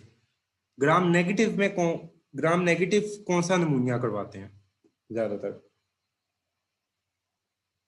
Hospital acquired. सो ये पॉइंट याद रखिए।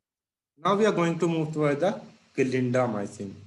क्लिंडामाइसिन अब आप लोग देंगे पेंसिलिन हॉस्पिटल में देंगे, यस वेरी गुड। और 3rd जनरेशन ऑफ सेफ्लोस्पोरिन्स।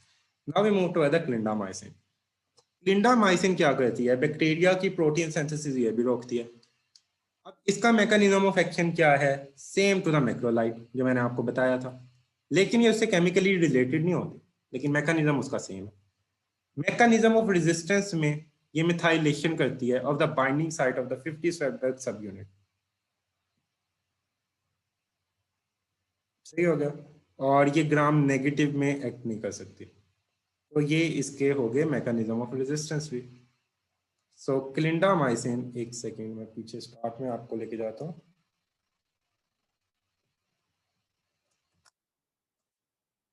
तो ये देखें, आप लोगों ने यहां से याद कर लेना है मैक्रोलाइड एंड क्लिंडामाइसिन, इनका क्या है मैकेनिज्म ऑफ एक्शन भी सेम है। इनका जो मैकेनिज्म ऑफ रेजिस्टेंस है, active transport out of the cell formation of methyl transferases that alter the binding site of 50 Svedberg subunit, इनका एक कॉमन है। तो इसमें आपको कोई याद करने की जरूरत नहीं पड़ी।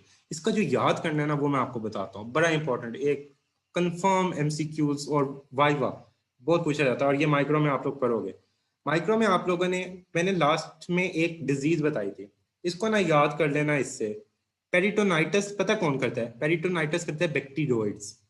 याद रखना है, पेरिटोनाइटिस बैक्टीरियोइड्स करते हैं। बैक्टीरियोइड्स आर एनारोबिक बैक्टीरियाज जिनको ऑक्सीजन की रिक्वायरमेंट नहीं होती। उसके अलावा ये एस्पायरेशन, अमोनिया, एक्नी, इससे पास से याद कर लेना। ये आपने बस याद करने हैं। इसका यूज ये इंपॉर्टेंट है, इसका side effect important.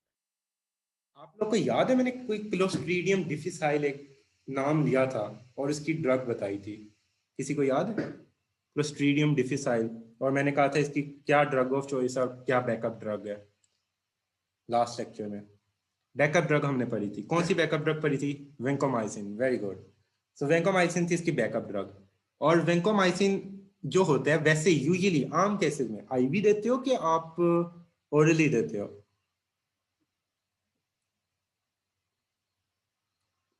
Yes, very good. Metronidazole जो होती है वो ड्रग ऑफ चॉइस होती है और वेंकोमाइसिन बैकअप होती है। देखें, हाँ, आप आईवी देते हो। अगर किसी को क्लोस्ट्रीडियम डिफिसाइल है तब वेंकोमाइसिन कैसे देते हो?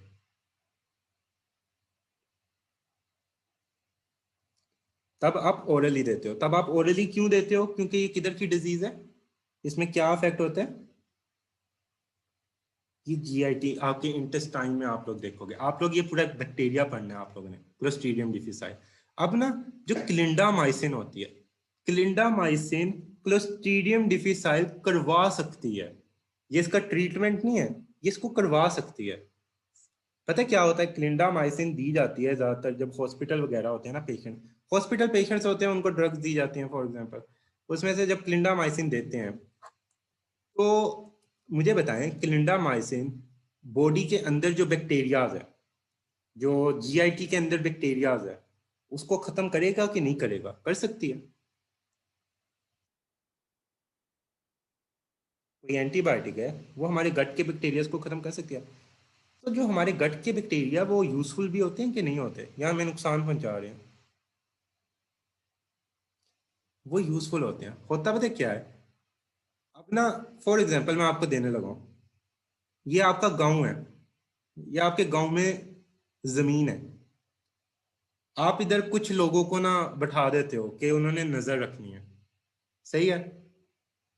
उसको आप पैसे भी दे रहे हो, आप उनको पे भी कर रहे हो कि आपने ना हमारी जमीन पे नजर रखनी है। आपने आउट ऑफ कंट्री जाना था, आप उस जमीन पे बंदों को बैठा गए हो और आप उन बंदों से कह रहे हो कि तुम लोगों ने अब इस जमीन पे नजर रखनी है कि कोई इस पे कब्जा ना कर ले। आप अभी पैसे भी दे रहे हो इसको। अगर ये बंदे उठा दें हम, तो जमीन पे कब्जा हो सकता है। आप बाहर बैठे हो, अगर ये बंदे जो आपने रखे हुए थे, जिनको आप अभी पैसे पे भी कर रहे हो, अगर वो हम हटा देते हैं, वो जमीन पे अब वो नहीं रहते, वो चले जाते हैं, तो आपकी जमीन पे कोई भी कब्जा कर सकता है। ये बैक्टीरिया हमारे साथ कर रहे हैं। ये जो बैक्टीरिया हमारे पास होते हैं ना, इन्होंने ना बचा के रखा होता है हमारी इंटेस्टाइन को, बचा के रखा होता है। ये जो नॉर्मल फ्लोरा होता है ना, ये बाकी बैक्टीरिया को आने नहीं देता, वो खुद वहां पे बैठा होता है। बाकी बैक्टीरिया जो खतरनाक है हमारे लिए, जो हमारी बॉडी में डिजीज करते हैं, ये उसको वहां पे बैठने नहीं देता, उसको वहां से भेज देता है। तो यही काम होता है। अब जब हम किसी पेशेंट को, फॉर एग्जांपल वो हॉस्पिटल में एडमिट है, उसको दे रहे हैं क्लिंडामाइसिन जस्ट फॉर दे रहे हैं, तो क्या करेगी? नॉर्मल फ्लोरा कम करेगी। इसमें ना क्लिंडामाइसिन सबसे इंपॉर्टेंट है। और जब नॉर्मल फ्लोरा कम होता है ना, क्लोस्ट्रीडियम डिफिसाइल को जगह मिल जाती है। अब क्लोस्ट्रीडियम डिफिसाइल एक डाकू समझ लिया, जो भी है, कब्जा करना, कब्जा ग्रुप है, ये कब्जा करने आ जाता है और ये कब्जा कर लेता है और इंटेस्टाइन को पे इंफेक्शन करवा देता है। Clostridium difficile. It is the adverse effect of the clindamycin and it is a repeatedly asked question. और Clostridium difficile का ट्रीटमेंट है मेट्रोनिडाजोल और उसका बैकअप ट्रीटमेंट है वेंकोमाइसिन. ये आप लोगों ने आपको पूरी जिंदगी नहीं भूलना. दिस इज वेरी इंपॉर्टेंट, ये अब याद रखना. उसके अलावा जीआई इरिटेशन मैंने आपको बताया था हर में होती है ऑलमोस्ट. स्किन रैश ये भी मैंने आपको बताया था हो जाती है. बाकी हेपेटिक डिसफंक्शन और न्यूट्रोपीनिया याद रख लेना. हेपेटिक डिसफंक्शन थोड़ा ज्यादा बेहतर है, लेकिन ये तो आपको कभी नहीं भूलना चाहिए. This is MCQs question. इसका डिफरेंस क्लोस्ट्रीडियम डिफिसाइल का मेट्रोनिडाजोल. मेट्रोनिडाजोल आपने अभी पढ़नी है पैरासाइट्स में. मेट्रोनिडाजोल इसका मेन ट्रीटमेंट है और वेंकोमाइसिन इसकी बैकअप ड्रग है. तो ये इसके एडवर्स इफेक्ट है. अब मुझे बताएं कि क्लिंडामाइसिन का मैकेनिज्म ऑफ एक्शन क्या था. क्लिंडामाइसिन का मैकेनिज्म ऑफ एक्शन किसकी तरह का था?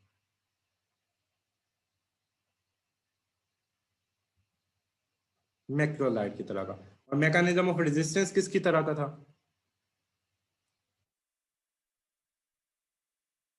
वो भी मैक्रोलाइड की तरह का था. सही हो गया.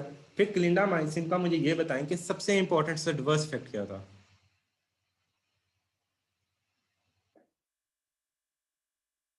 सूडोमेम्ब्रेन कोलाइटिस. अगर कोई आपके पास पेशेंट आता है और उसको क्लोस्ट्रीडियम डिफिसाइल है तो उसके ट्रीटमेंट में क्लिंडामाइसिन यूज कर सकते हैं.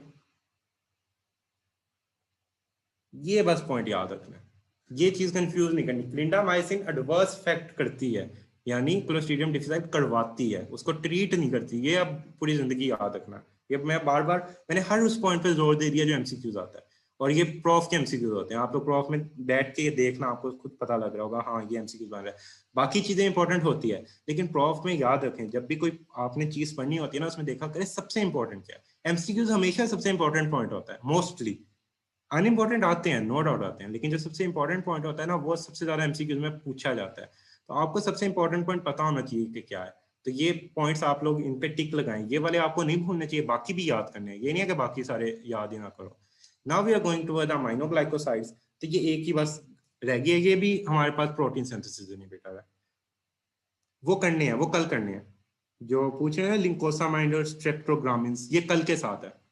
मैंने माइनोग्लाइकोसाइड बताया ना कि ये माइनोग्लाइकोसाइड का अलहदा से चैप्टर था, तो ये अलहदा से लेक्चर था, बट ये आज आपको करवा देने हैं क्योंकि ये एक छोटा सा क्लास है, 5-10 मिनट में हो जाने हैं. तो पूरा लेक्चर लेने का फायदा नहीं था. तो आप लोगों को 2 छुट्टियां दी जाएंगी इससे टेस्ट में, लेकिन इसका टेस्ट सबका मस्ट होना चाहिए. इस टेस्ट में कोई माफी नहीं है. ये आप लोगों ने सबने करना है, क्योंकि ये अगर आपने अभी नहीं तैयार की तो ये आपको कभी भी नहीं तैयार होने. तो ये अभी से तैयार करें. अमाइनोग्लाइकोसाइड जीटीएस 100 डियास, किसी ने गेम खेली हुई है? सबने खेली होगी ऑलमोस्ट.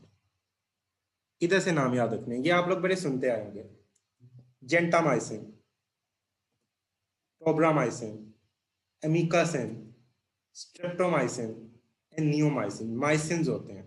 जीटीएस 100 डियास से याद रखें, आपको कभी नहीं भूलेंगे. जेंटामाइसिन, टोब्रामाइसिन, एमिकासिन, स्ट्रेप्टोमाइसिन और फिर इसको या एन से याद रख लें, सेट एन डियाज होते हैं. एन इसमें प्रोनाउंसिएशन में बन रहा होता है. नियोमाइसिन, जेंटामाइसिन आप लोगों ने सुना. अब कोई आप लोगों ने ऐसे पीछे ड्रग पढ़ी है जिसमें आपने सुना हो कि माइनोग्लाइकोसाइड का सिनर्जिस्टिक इफेक्ट होता है? किन ड्रग्स के साथ इसका सिनर्जिस्टिक इफेक्ट था? जेंटामाइसिन का किसके साथ सिनर्जिस्टिक इफेक्ट था? नो टेट्रा के साथ में. Very good. पेंसिलिन आप लोगों ने पढ़े थे. पेंसिलिन में आप लोगों ने इसका सिनर्जिस्टिक इफेक्ट देखा था. सही हो गया. पेंसिलिन में अमोक्सिसिलिन एम्पिसिलिन के साथ आपने देखे थे. तो इनका सिनर्जिस्टिक इफेक्ट होता है उन ड्रग्स के साथ. सही हो गया. इनके नाम तो ऐसे याद हो गए. इसके इंपॉर्टेंट पॉइंट्स अब याद करें. इंपॉर्टेंट पॉइंट्स में मैं आपको बताता हूँ. ये बैक्टीरियसिडल होती है. आपको पता होना चाहिए बैक्टीरियोस्टैटिक कौन सी होती है, बैक्टीरियसिडल कौन सी होती है. जब कल ड्रग्स हो जाएंगी ना, कल मैंने एंड पे आपको इसकी बेसिक करवानी है. फिर से जो बेसिक है ना, उसके 3-4 पेजेस हैं, 3-4 स्लाइड्स हैं, वो मैं आपको करवाऊंगा. उससे क्या होगा, आपकी पूरी माइक्रो कल रिवाइज होगी कि बैक्टीरियसिडल कौन सी है, बैक्टीरियोस्टैटिक. वो मैंने स्टार्ट में इसलिए नहीं करवाई थी, स्टार्ट में फायदा नहीं, एंड पे आपकी चेक करने के लिए वो ज्यादा फायदा है. बैक्टीरियसिडल. उसके अलावा कंसंट्रेशन डिपेंडेंट किलिंग. अब ना 2 तरह की किलिंग होती है. एक होती है टाइम डिपेंडेंट किलिंग, एक होती है concentration dependent killing. For example एक ड्रग है, ये थ्रेशोल्ड है. Let's suppose this is the threshold. इससे ज्यादा ड्रग होनी चाहिए तो वो काम करेगी। अगर इससे ज्यादा ड्रग 1 घंटे, इससे ज्यादा ड्रग 1 घंटा रहती है, और इससे ज्यादा ड्रग हमारे पास 5 घंटे रहती है, तो अगर तो टाइम डिपेंडेंट किलिंग होगी। और इधर ड्रग कितनी दी है, 10 mg, इधर भी 10 mg दी है, तो जो ज्यादा देर के लिए रह रही है ना, ये टाइम डिपेंडेंट किलिंग होगी, याद रखना है। और कंसेंट्रेशन डिपेंडेंट किलिंग में होती है, जो थ्रेश होल्ड है आप उससे बहुत ज्यादा ड्रग दे दो, उसका टाइम से कोई ताल्लुक नहीं होता। तो ये जो अमाइनो ग्लाइकोसाइड है ना, एक कंसेंट्रेशन डिपेंडेंट किलिंग करती है। तो अगर कोई ड्रग कंसेंट्रेशन डिपेंडेंट किलिंग है, आप उसको सुबह दोपहर शाम दोगे कि आप उसको एक टाइम पे ज्यादा दे दोगे?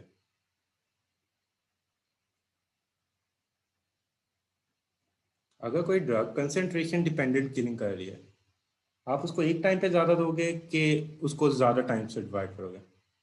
अगर कोई कंसेंट्रेशन डिपेंडेंट कर रही है ना, तो आप उसको एक ही टाइम ज्यादा दे दो, आप उसकी डोज एक ही बारी ज्यादा दे दो। कंसेंट्रेशन आपने बस ज्यादा रखनी है, करनी है एक बारी। आप एक ही बारी जितनी ज्यादा कर दो वो अपना इफेक्ट शो करने लग जाएगी, वो बैक्टीरियसिडल है।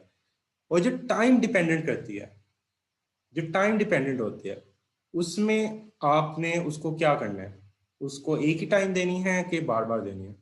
तब आप उसको ज्यादा टाइम से डिवाइड करो, क्योंकि आपको उसकी कंसेंट्रेशन ज्यादा देर के लिए रखनी है, ज्यादा।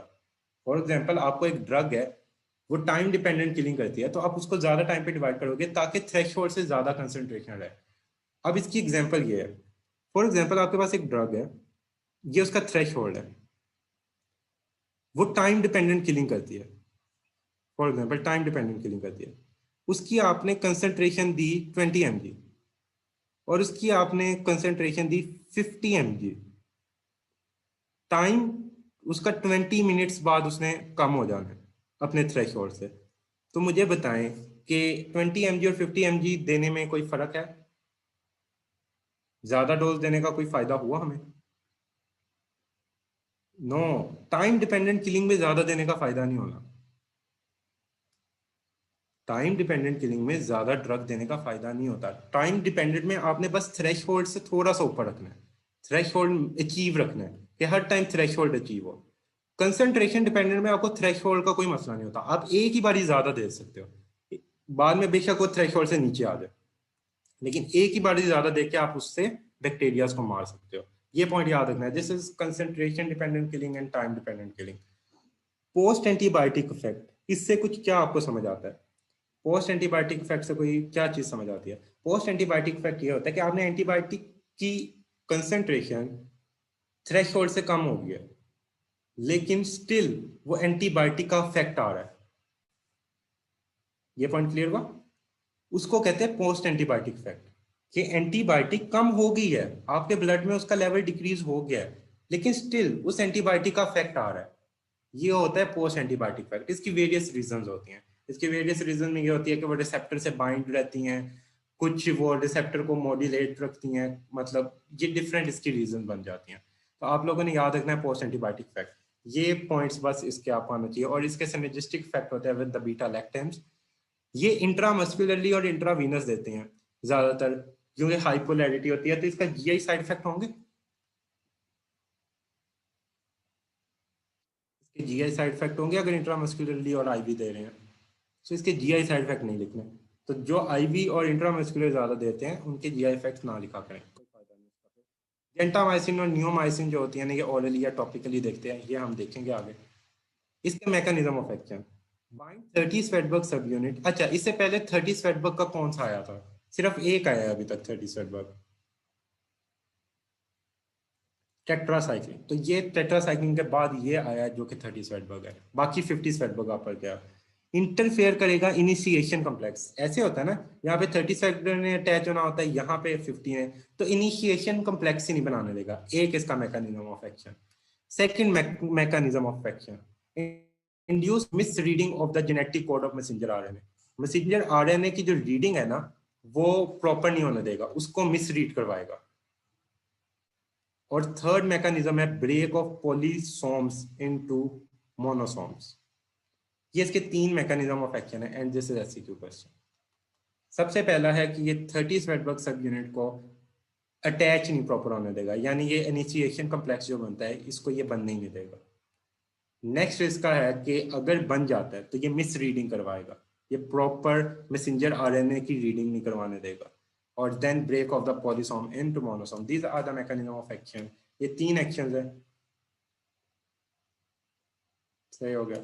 और mechanism of resistance, efflux pump, decrease uptake, plasmid associated enzyme inactivation, ये सारे इसके साइड इफेक्ट वो वाले हैं। अब इसके साइड इफेक्ट ये मैकेनिज्म ऑफ रेजिस्टेंस क्यों है, अब इसको ना आपको समझाता हूँ।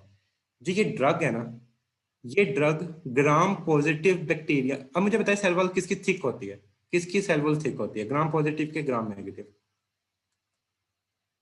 Thick cell wall gram no gram positive की होती है। पेप्टिडोग्लाइकन किसकी सेल वॉल में ज्यादा होता है, gram positive. Gram positive pay ये वाले एक्ट ही नहीं कर सकते, don't act on gram positive bacteria. Gram positive class site पे, ग्राम पॉजिटिव के लिए आप दे ही नहीं सकते। अब ना जिस पंप के थ्रू इसने अंदर जाना होता है उस पंप को ऑक्सीजन रिक्वायर होता है, अगर ऑक्सीजन नहीं है तो वो पंप वर्क नहीं करता। तो मुझे बताएं, ग्राम नेगेटिव में आगे होते हैं एनारोबिक और एरोबिक, तो ये किस बैक्टीरिया के खिलाफ काम कर सकते हैं, एनारोबिक के एरोबिक है? ये सिर्फ एरोबिक ग्राम नेगेटिव के खिलाफ एक्ट करेंगे, ना इसने ग्राम नेगेटिव एनारोबिक के खिलाफ काम करना है, ना इसने ग्राम पॉजिटिव के खिलाफ काम करना है। तो इसके जो स्पेक्ट्रम में आने हैं, जो बैक्टीरिया आने हैं, वो कौन आएंगे, ग्राम नेगेटिव एरोबिक्स, बस। और ये एमसीक्यूज क्वेश्चन है, ये आपको पता होना चाहिए कि सिर्फ ग्राम नेगेटिव एरोबिक्स आते हैं। Don't act on the gram-positive bacteria because of the thick wall. The penetration through the bacteria envelope require O2 dependent transport. इसलिए रूल आउट हो जाते हैं एनारोबिक ग्राम नेगेटिव। तो हमारे पास पीछे कौन बचते हैं, ग्राम पॉजिटिव एरोबिक। तो ये ग्राम पॉजिटिव एरोबिक बैक्टीरिया है। आप लोग जब क्लासिफिकेशन कर लोगे ना माइक्रोबायोलॉजी में, आपको ये वैसे ही आते होंगे। ये gram positive gram negative aerobic है। तो ग्राम नेगेटिव एरोबिक है, बस इसकी टॉक्सिसिटी पे अब आए, ये बहुत इंपॉर्टेंट है। इसके ना सबसे ज्यादा क्वेश्चन क्या पूछा जाता है, अब देखिए अगर माइक्रो आपको आती है ना, आप ग्राम नेगेटिव एरोबिक के नाम लिख देंगे, आपकी क्लिनिकल यूजेस इसके हो जाएंगे, इसकी वो पता लग जाता है। और आप लोग अगर इसको हमारे पास इसके ग्राम नेगेटिव एरोबिक के हो गए, फिर उसके बाद टॉक्सिसिटी इसके सबसे इंपॉर्टेंट है। टॉक्सिसिटी रिपीटेडली पूछी जाती है, मैकेनिज्म ऑफ एक्शन रिपीटेडली पूछा जाता है, फिर ये कंसंट्रेशन डिपेंडेंट किलिंग करते हैं, फिर ये पोस्ट एंटीबायोटिक इफेक्ट देते हैं। कि ये ग्राम नेगेटिव एनारोबिक को नहीं एक्ट कर सकते, बिकॉज ग्राम नेगेटिव इन्होंने एक्ट कैसे करना होता है, ये बैक्टीरिया है, ये एक पंप है, ये पंप है ऑक्सीजन डिपेंडेंट पंप। ये पंप जिस बैक्टीरिया में होता है उसके अंदर ये जा सकते हैं। जो ग्राम नेगेटिव एनारोबिक बैक्टीरिया होते हैं उनके पास ऑक्सीजन नहीं होगा, उनको ऑक्सीजन नहीं चाहिए, ऑक्सीजन नहीं चाहिए तो ये पंप नहीं काम करेगा, और ये पंप नहीं काम करेगा तो ड्रग नहीं जाएगी बैक्टीरिया में, और ड्रग बैक्टीरिया में जाएगी तो काम नहीं होगा। तो इस वजह से just gram negative aerobic bacteria के खिलाफ आपको वो नाम आते हो आपका हो जाएगा। टॉक्सिसिटी, इसकी टॉक्सिसिटी बस लास्ट चीज है, नंस से याद करनी है। मैंने आपको बताया था वेंकोमाइसिन की 2 टॉक्सिसिटी बड़ी इंपॉर्टेंट थी। मैंने कहा था अमाइनोग्लाइकोसाइड की भी इसी तरह की टॉक्सिसिटी होती है। वो कौन सी टॉक्सिसिटी है, किसी को याद है? एक तो वेंकोमाइसिन की आप लोगों ने रेडमैन सिंड्रोम पढ़ा था, इसके अलावा 2 टॉक्सिसिटी थी। रेडमैन सिंड्रोम अलहदा चीज थी, 2 टॉक्सिसिटी थी, वेरी गुड। एक ने बताया ऑटोटॉक्सिसिटी, एक और टॉक्सिसिटी भी थी नेफ्रोटॉक्सिसिटी।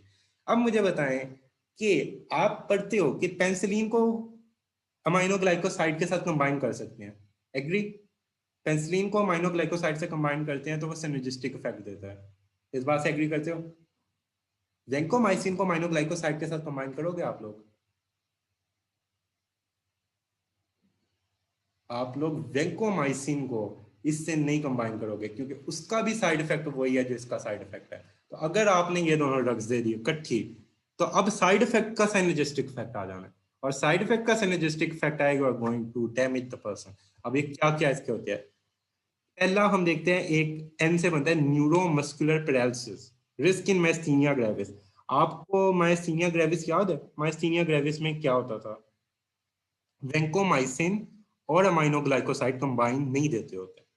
वो तो कोई कंडीशन हो उसमें, जब रिस्क ज्यादा हो किसी और चीज का फिर दे सकते हो, वैसे नहीं। आपको मायस्थीनिया ग्रेविस सबको याद है?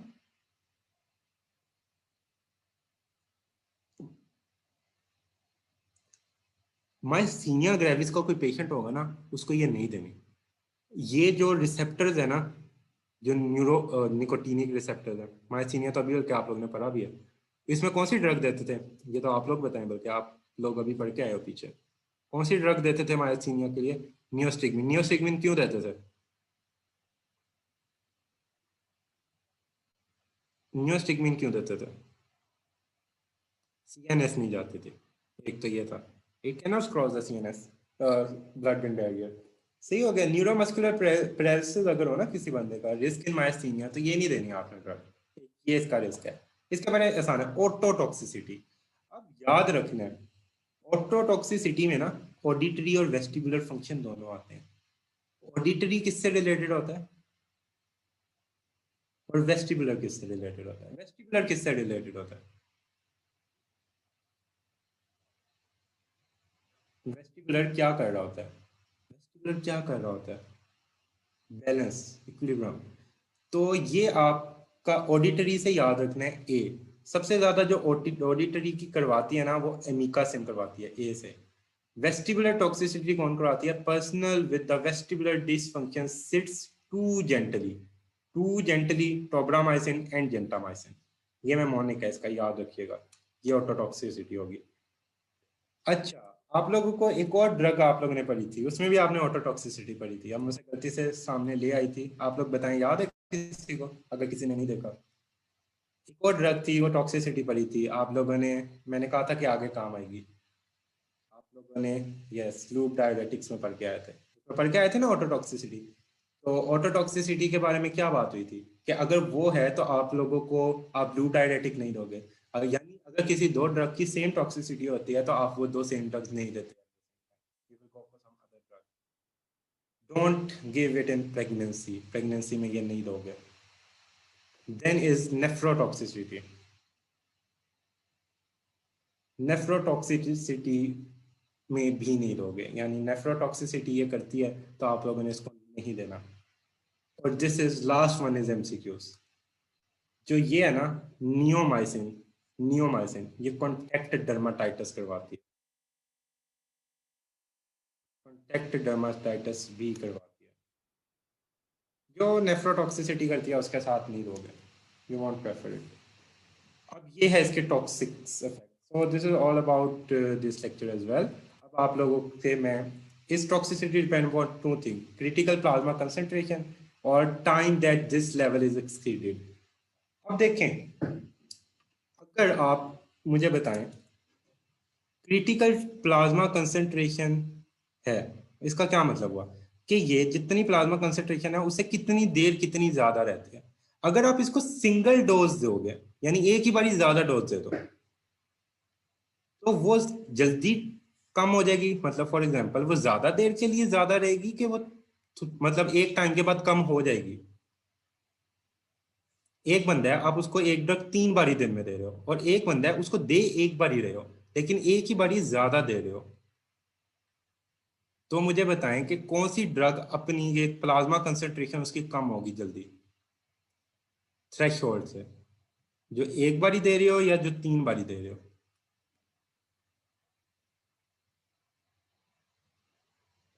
जो बेशक आप एक बारी ज्यादा भी दे रहे हो ना, अगर आप एक बारी दे रहे हो उसने जल्दी वापस आ जाना है।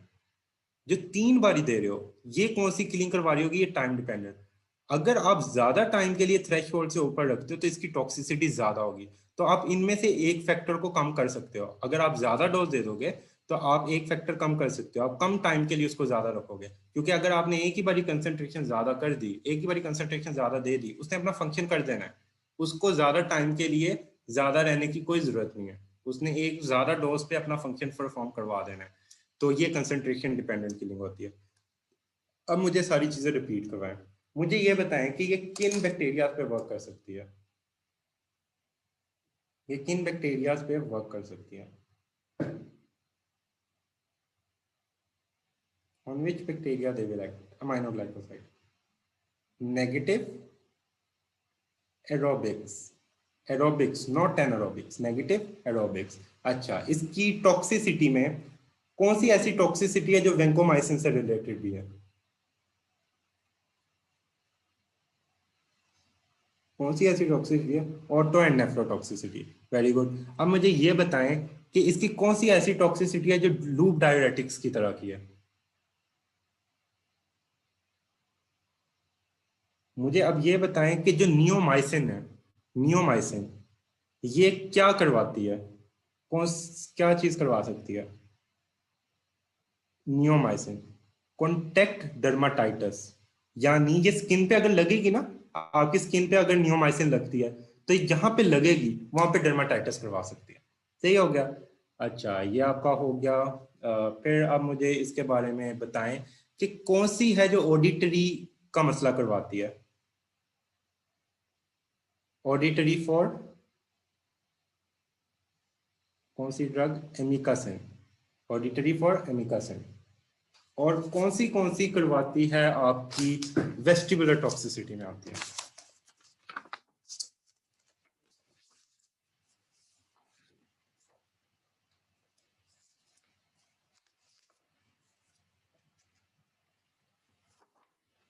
प्रोब्रामाइसिन। सही हो गया।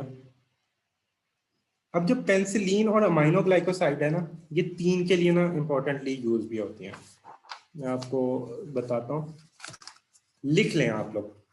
पेंसिलिन प्लस अमाइनोग्लाइकोसाइड्स, इनका सिनर्जिस्टिक इफेक्ट हम सुडोमोनास के लिए भी यूज करते हैं, लिस्टीरिया के लिए यूज करते हैं, और एंटेरोकोकल के लिए यूज करते हैं। पेंसिलिन और अमाइनोग्लाइकोसाइड दोनों मिला के इनका सिनर्जिस्टिक एक्शन होता है, तो हम सुडोमोनास के लिए, लिस्टीरिया के लिए और एंटेरोकोकल इन्फेक्शंस के लिए ये यूज करते हैं। ये पॉइंट हो गया क्लियर? फिर इसके अलावा और इसमें कोई इंपॉर्टेंट चीज़ें मैं देख के बताता हूँ आपको, अगर कोई इनकेस मुझसे मिस हो गया।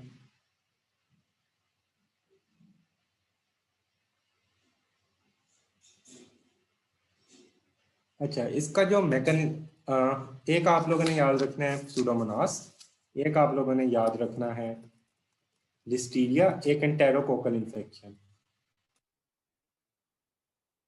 अब जो इसका मैकेनिज्म ऑफ रेजिस्टेंस है, इसमें एक और पॉइंट लिखे हैं, इसका एक पॉइंट मिस हो गया था। These enzymes are group transferases that catalyze the acetylation of amine function। जो ये एंजाइम्स होते हैं ना, ट्रांसफरेजेस, याद रखना है, इसका बड़ा ये इंपॉर्टेंट है। ये इसका सबसे इंपॉर्टेंट मैकेनिज्म ऑफ रेजिस्टेंस में कौन इन्वॉल्व होता है वो पूछते हैं, तो आप लोगों ने क्या कहना है? ट्रांसफरेजेस। लिखा होता है, ये एमसीक्यूज में आता है, ट्रांसफरेजेस होते हैं। सही हो गया। ये इसकी क्या करवाते हैं? दैट कैटलाइज एसिटाइलेशन, ये एसिटाइलेशन करवाएंगे इधर भी। तो ये इसका बड़ा इंपॉर्टेंट है। ट्रांसफरेजेस इसमें प्रेजेंट होते हैं जो कि मैकेनिज्म ऑफ रेजिस्टेंस में हेल्प करते हैं, इसको रेजिस्टेंस क्रिएट करवाते हैं।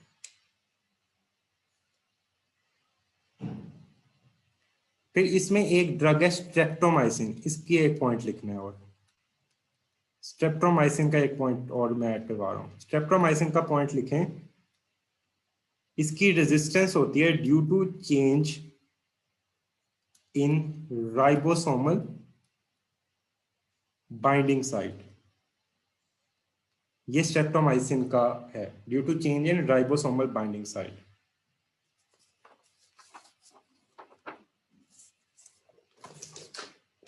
असल में इसकी स्लाइड में एक दो चीज़ें मुझे लगा है कि कम है, तो वो इसलिए मैं देख के बता रहा हूँ कि कोई मुझसे मिस ना हो गया वो पॉइंट। जस्ट अ मिनट, अगर एक मिनट आप मुझे और दें तो मैं एक बार अपने सेकंड नोट से भी कंसर्न कर लूँ कि कोई चीज़ मिस तो नहीं होगी।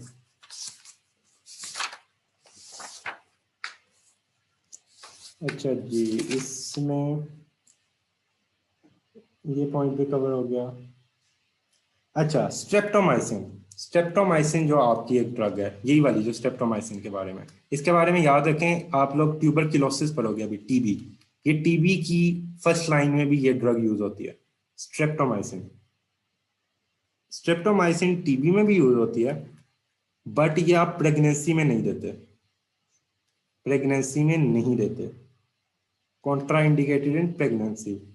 और ये वाली ड्रग ड्रग ऑफ चॉइस है, एक होती है ट्यूलरीनिया और एक होती है ब्यूबोनिक प्लेग, उसके लिए ये ड्रग ऑफ चॉइस होती है। ब्यूबोनिक प्लेग और प्लेग सॉरी, और साथ ट्यूलरीनिया, इसके लिए ये ड्रग ऑफ चॉइस होती है।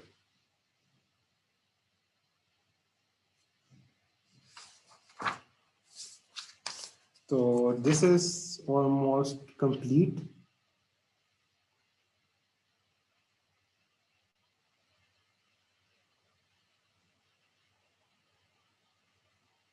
सही हो गया, हाँ जी, ये अब आप लोग का कंप्लीट हो गया। ट्यूलरीमिया, ट्यूलरीमिया ये आपके पास है, इसके लिए ड्रग ऑफ चॉइस है। और ब्यूबोनिक प्लेग, ब्यूबोनिक प्लेग इसके लिए ये आपके पास होगी ड्रग ऑफ चॉइस इसके लिए। सही हो गया।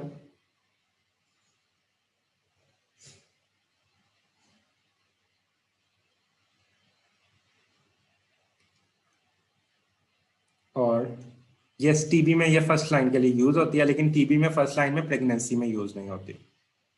और मैकेनिज्म ऑफ रेजिस्टेंस में जो पॉइंट मुझे कुछ कह रहे थे कि दोबारा से रिपीट कर दें, तो मैं वो दोबारा से एक पॉइंट रिपीट करने लगा हूं, वो आप लोग लिख लें। ये है, ये क्या करती है, formation of enzymes, formation of enzymes that inactivate drugs via conjugation, via conjugation reaction that transfer, acetyl भी ट्रांसफर कर सकते हैं, एडिनाइल भी करते हैं, फॉस्फोराइल भी। अब ये इन्वॉल्व कौन होता है कॉन्जुगेशन में, इन्वॉल्व इसको कौन करवा रहा होता है, वो होता है ट्रांसफरेज। तो ट्रांसफरेज आपको अच्छे से याद होना चाहिए, यानी कॉन्जुगेशन रिएक्शन के थ्रू हम इसकी रेजिस्टेंस करवा सकते हैं। और उसमें एक एंजाइम जो मोस्ट इंपॉर्टेंट इन्वॉल्व होता है वो ट्रांसफरेज होता है। सो this is all about lecture. तो आई होप आपको समझ आ गई, सब कुछ याद हो गया, साथ साथ जो चीज़ें करवाई हैं इंपॉर्टेंट पॉइंट्स खास तौर पे, इसलिए मैंने साथ साथ चीज़ें रिवाइज करवाई हैं। तो अब आप जाके इसको पढ़िएगा, स्लाइड में सेंड कर देता हूँ, इसको रीड करिएगा। इसके स्टार्ट में ना कुछ पॉइंट्स है, आज इजी नहीं था, आज असल में इजी इसलिए लगा क्योंकि बार बार रिवाइज करवा दिया। कल भी इंशाल्लाह ऐसे रिवाइज करवाऊंगा ताकि आप लोग को ना चीज़ें उसी टाइम याद रहे। पहले लेक्चर में मुझे आइडिया नहीं था कि रिवाइज करवाऊंगा तो आपको इतना अच्छा याद होगा। तो ड्रग ऑफ चॉइस हमारे पास यस ट्यूलरीनिया और प्लेग में है। जो आपकी रेजीम बनती है टीबी में, उसमें भी स्ट्रेप्टोमाइसिन यूज होती है। टीबी भी हमने पढ़ना है, टीबी हमारा टेस्ट से अगले दिन है, उस दिन वो पूरा टीबी पे लेक्चर है। यस रोज किया करूंगा रिवाइज, मुझे अब थोड़ा आइडिया हुआ कि क्योंकि कीमो थोड़ी सी रिवाइज करने वाली चीज है, बाकी इतना रिवाइज करने का उतना नहीं होता जितना कीमो का होता है, बट बाकी भी मैं चला करूंगा। So this is all about today's lecture. Inshallah we will meet tomorrow with the last lecture. फिर 2 छुट्टियां, फिर आपका टेस्ट, और ये टेस्ट सबके लिए मस्ट है। So best of luck। इस स्लाइड में ना कुछ और पॉइंट्स हो गए स्टार्ट में, ये स्लाइड्स हैं मैं ये सेंड कर रहा हूँ, वो स्टार्ट वाले आप लोग पढ़ लीजिएगा, क्योंकि ये स्टार्ट वाले मैं फिर आप लोग को एंड पे फिर से रिवाइज करवाने हैं ताकि आप लोगों की बेसिक्स में देख सको। ओके, अल्लाह हाफिज।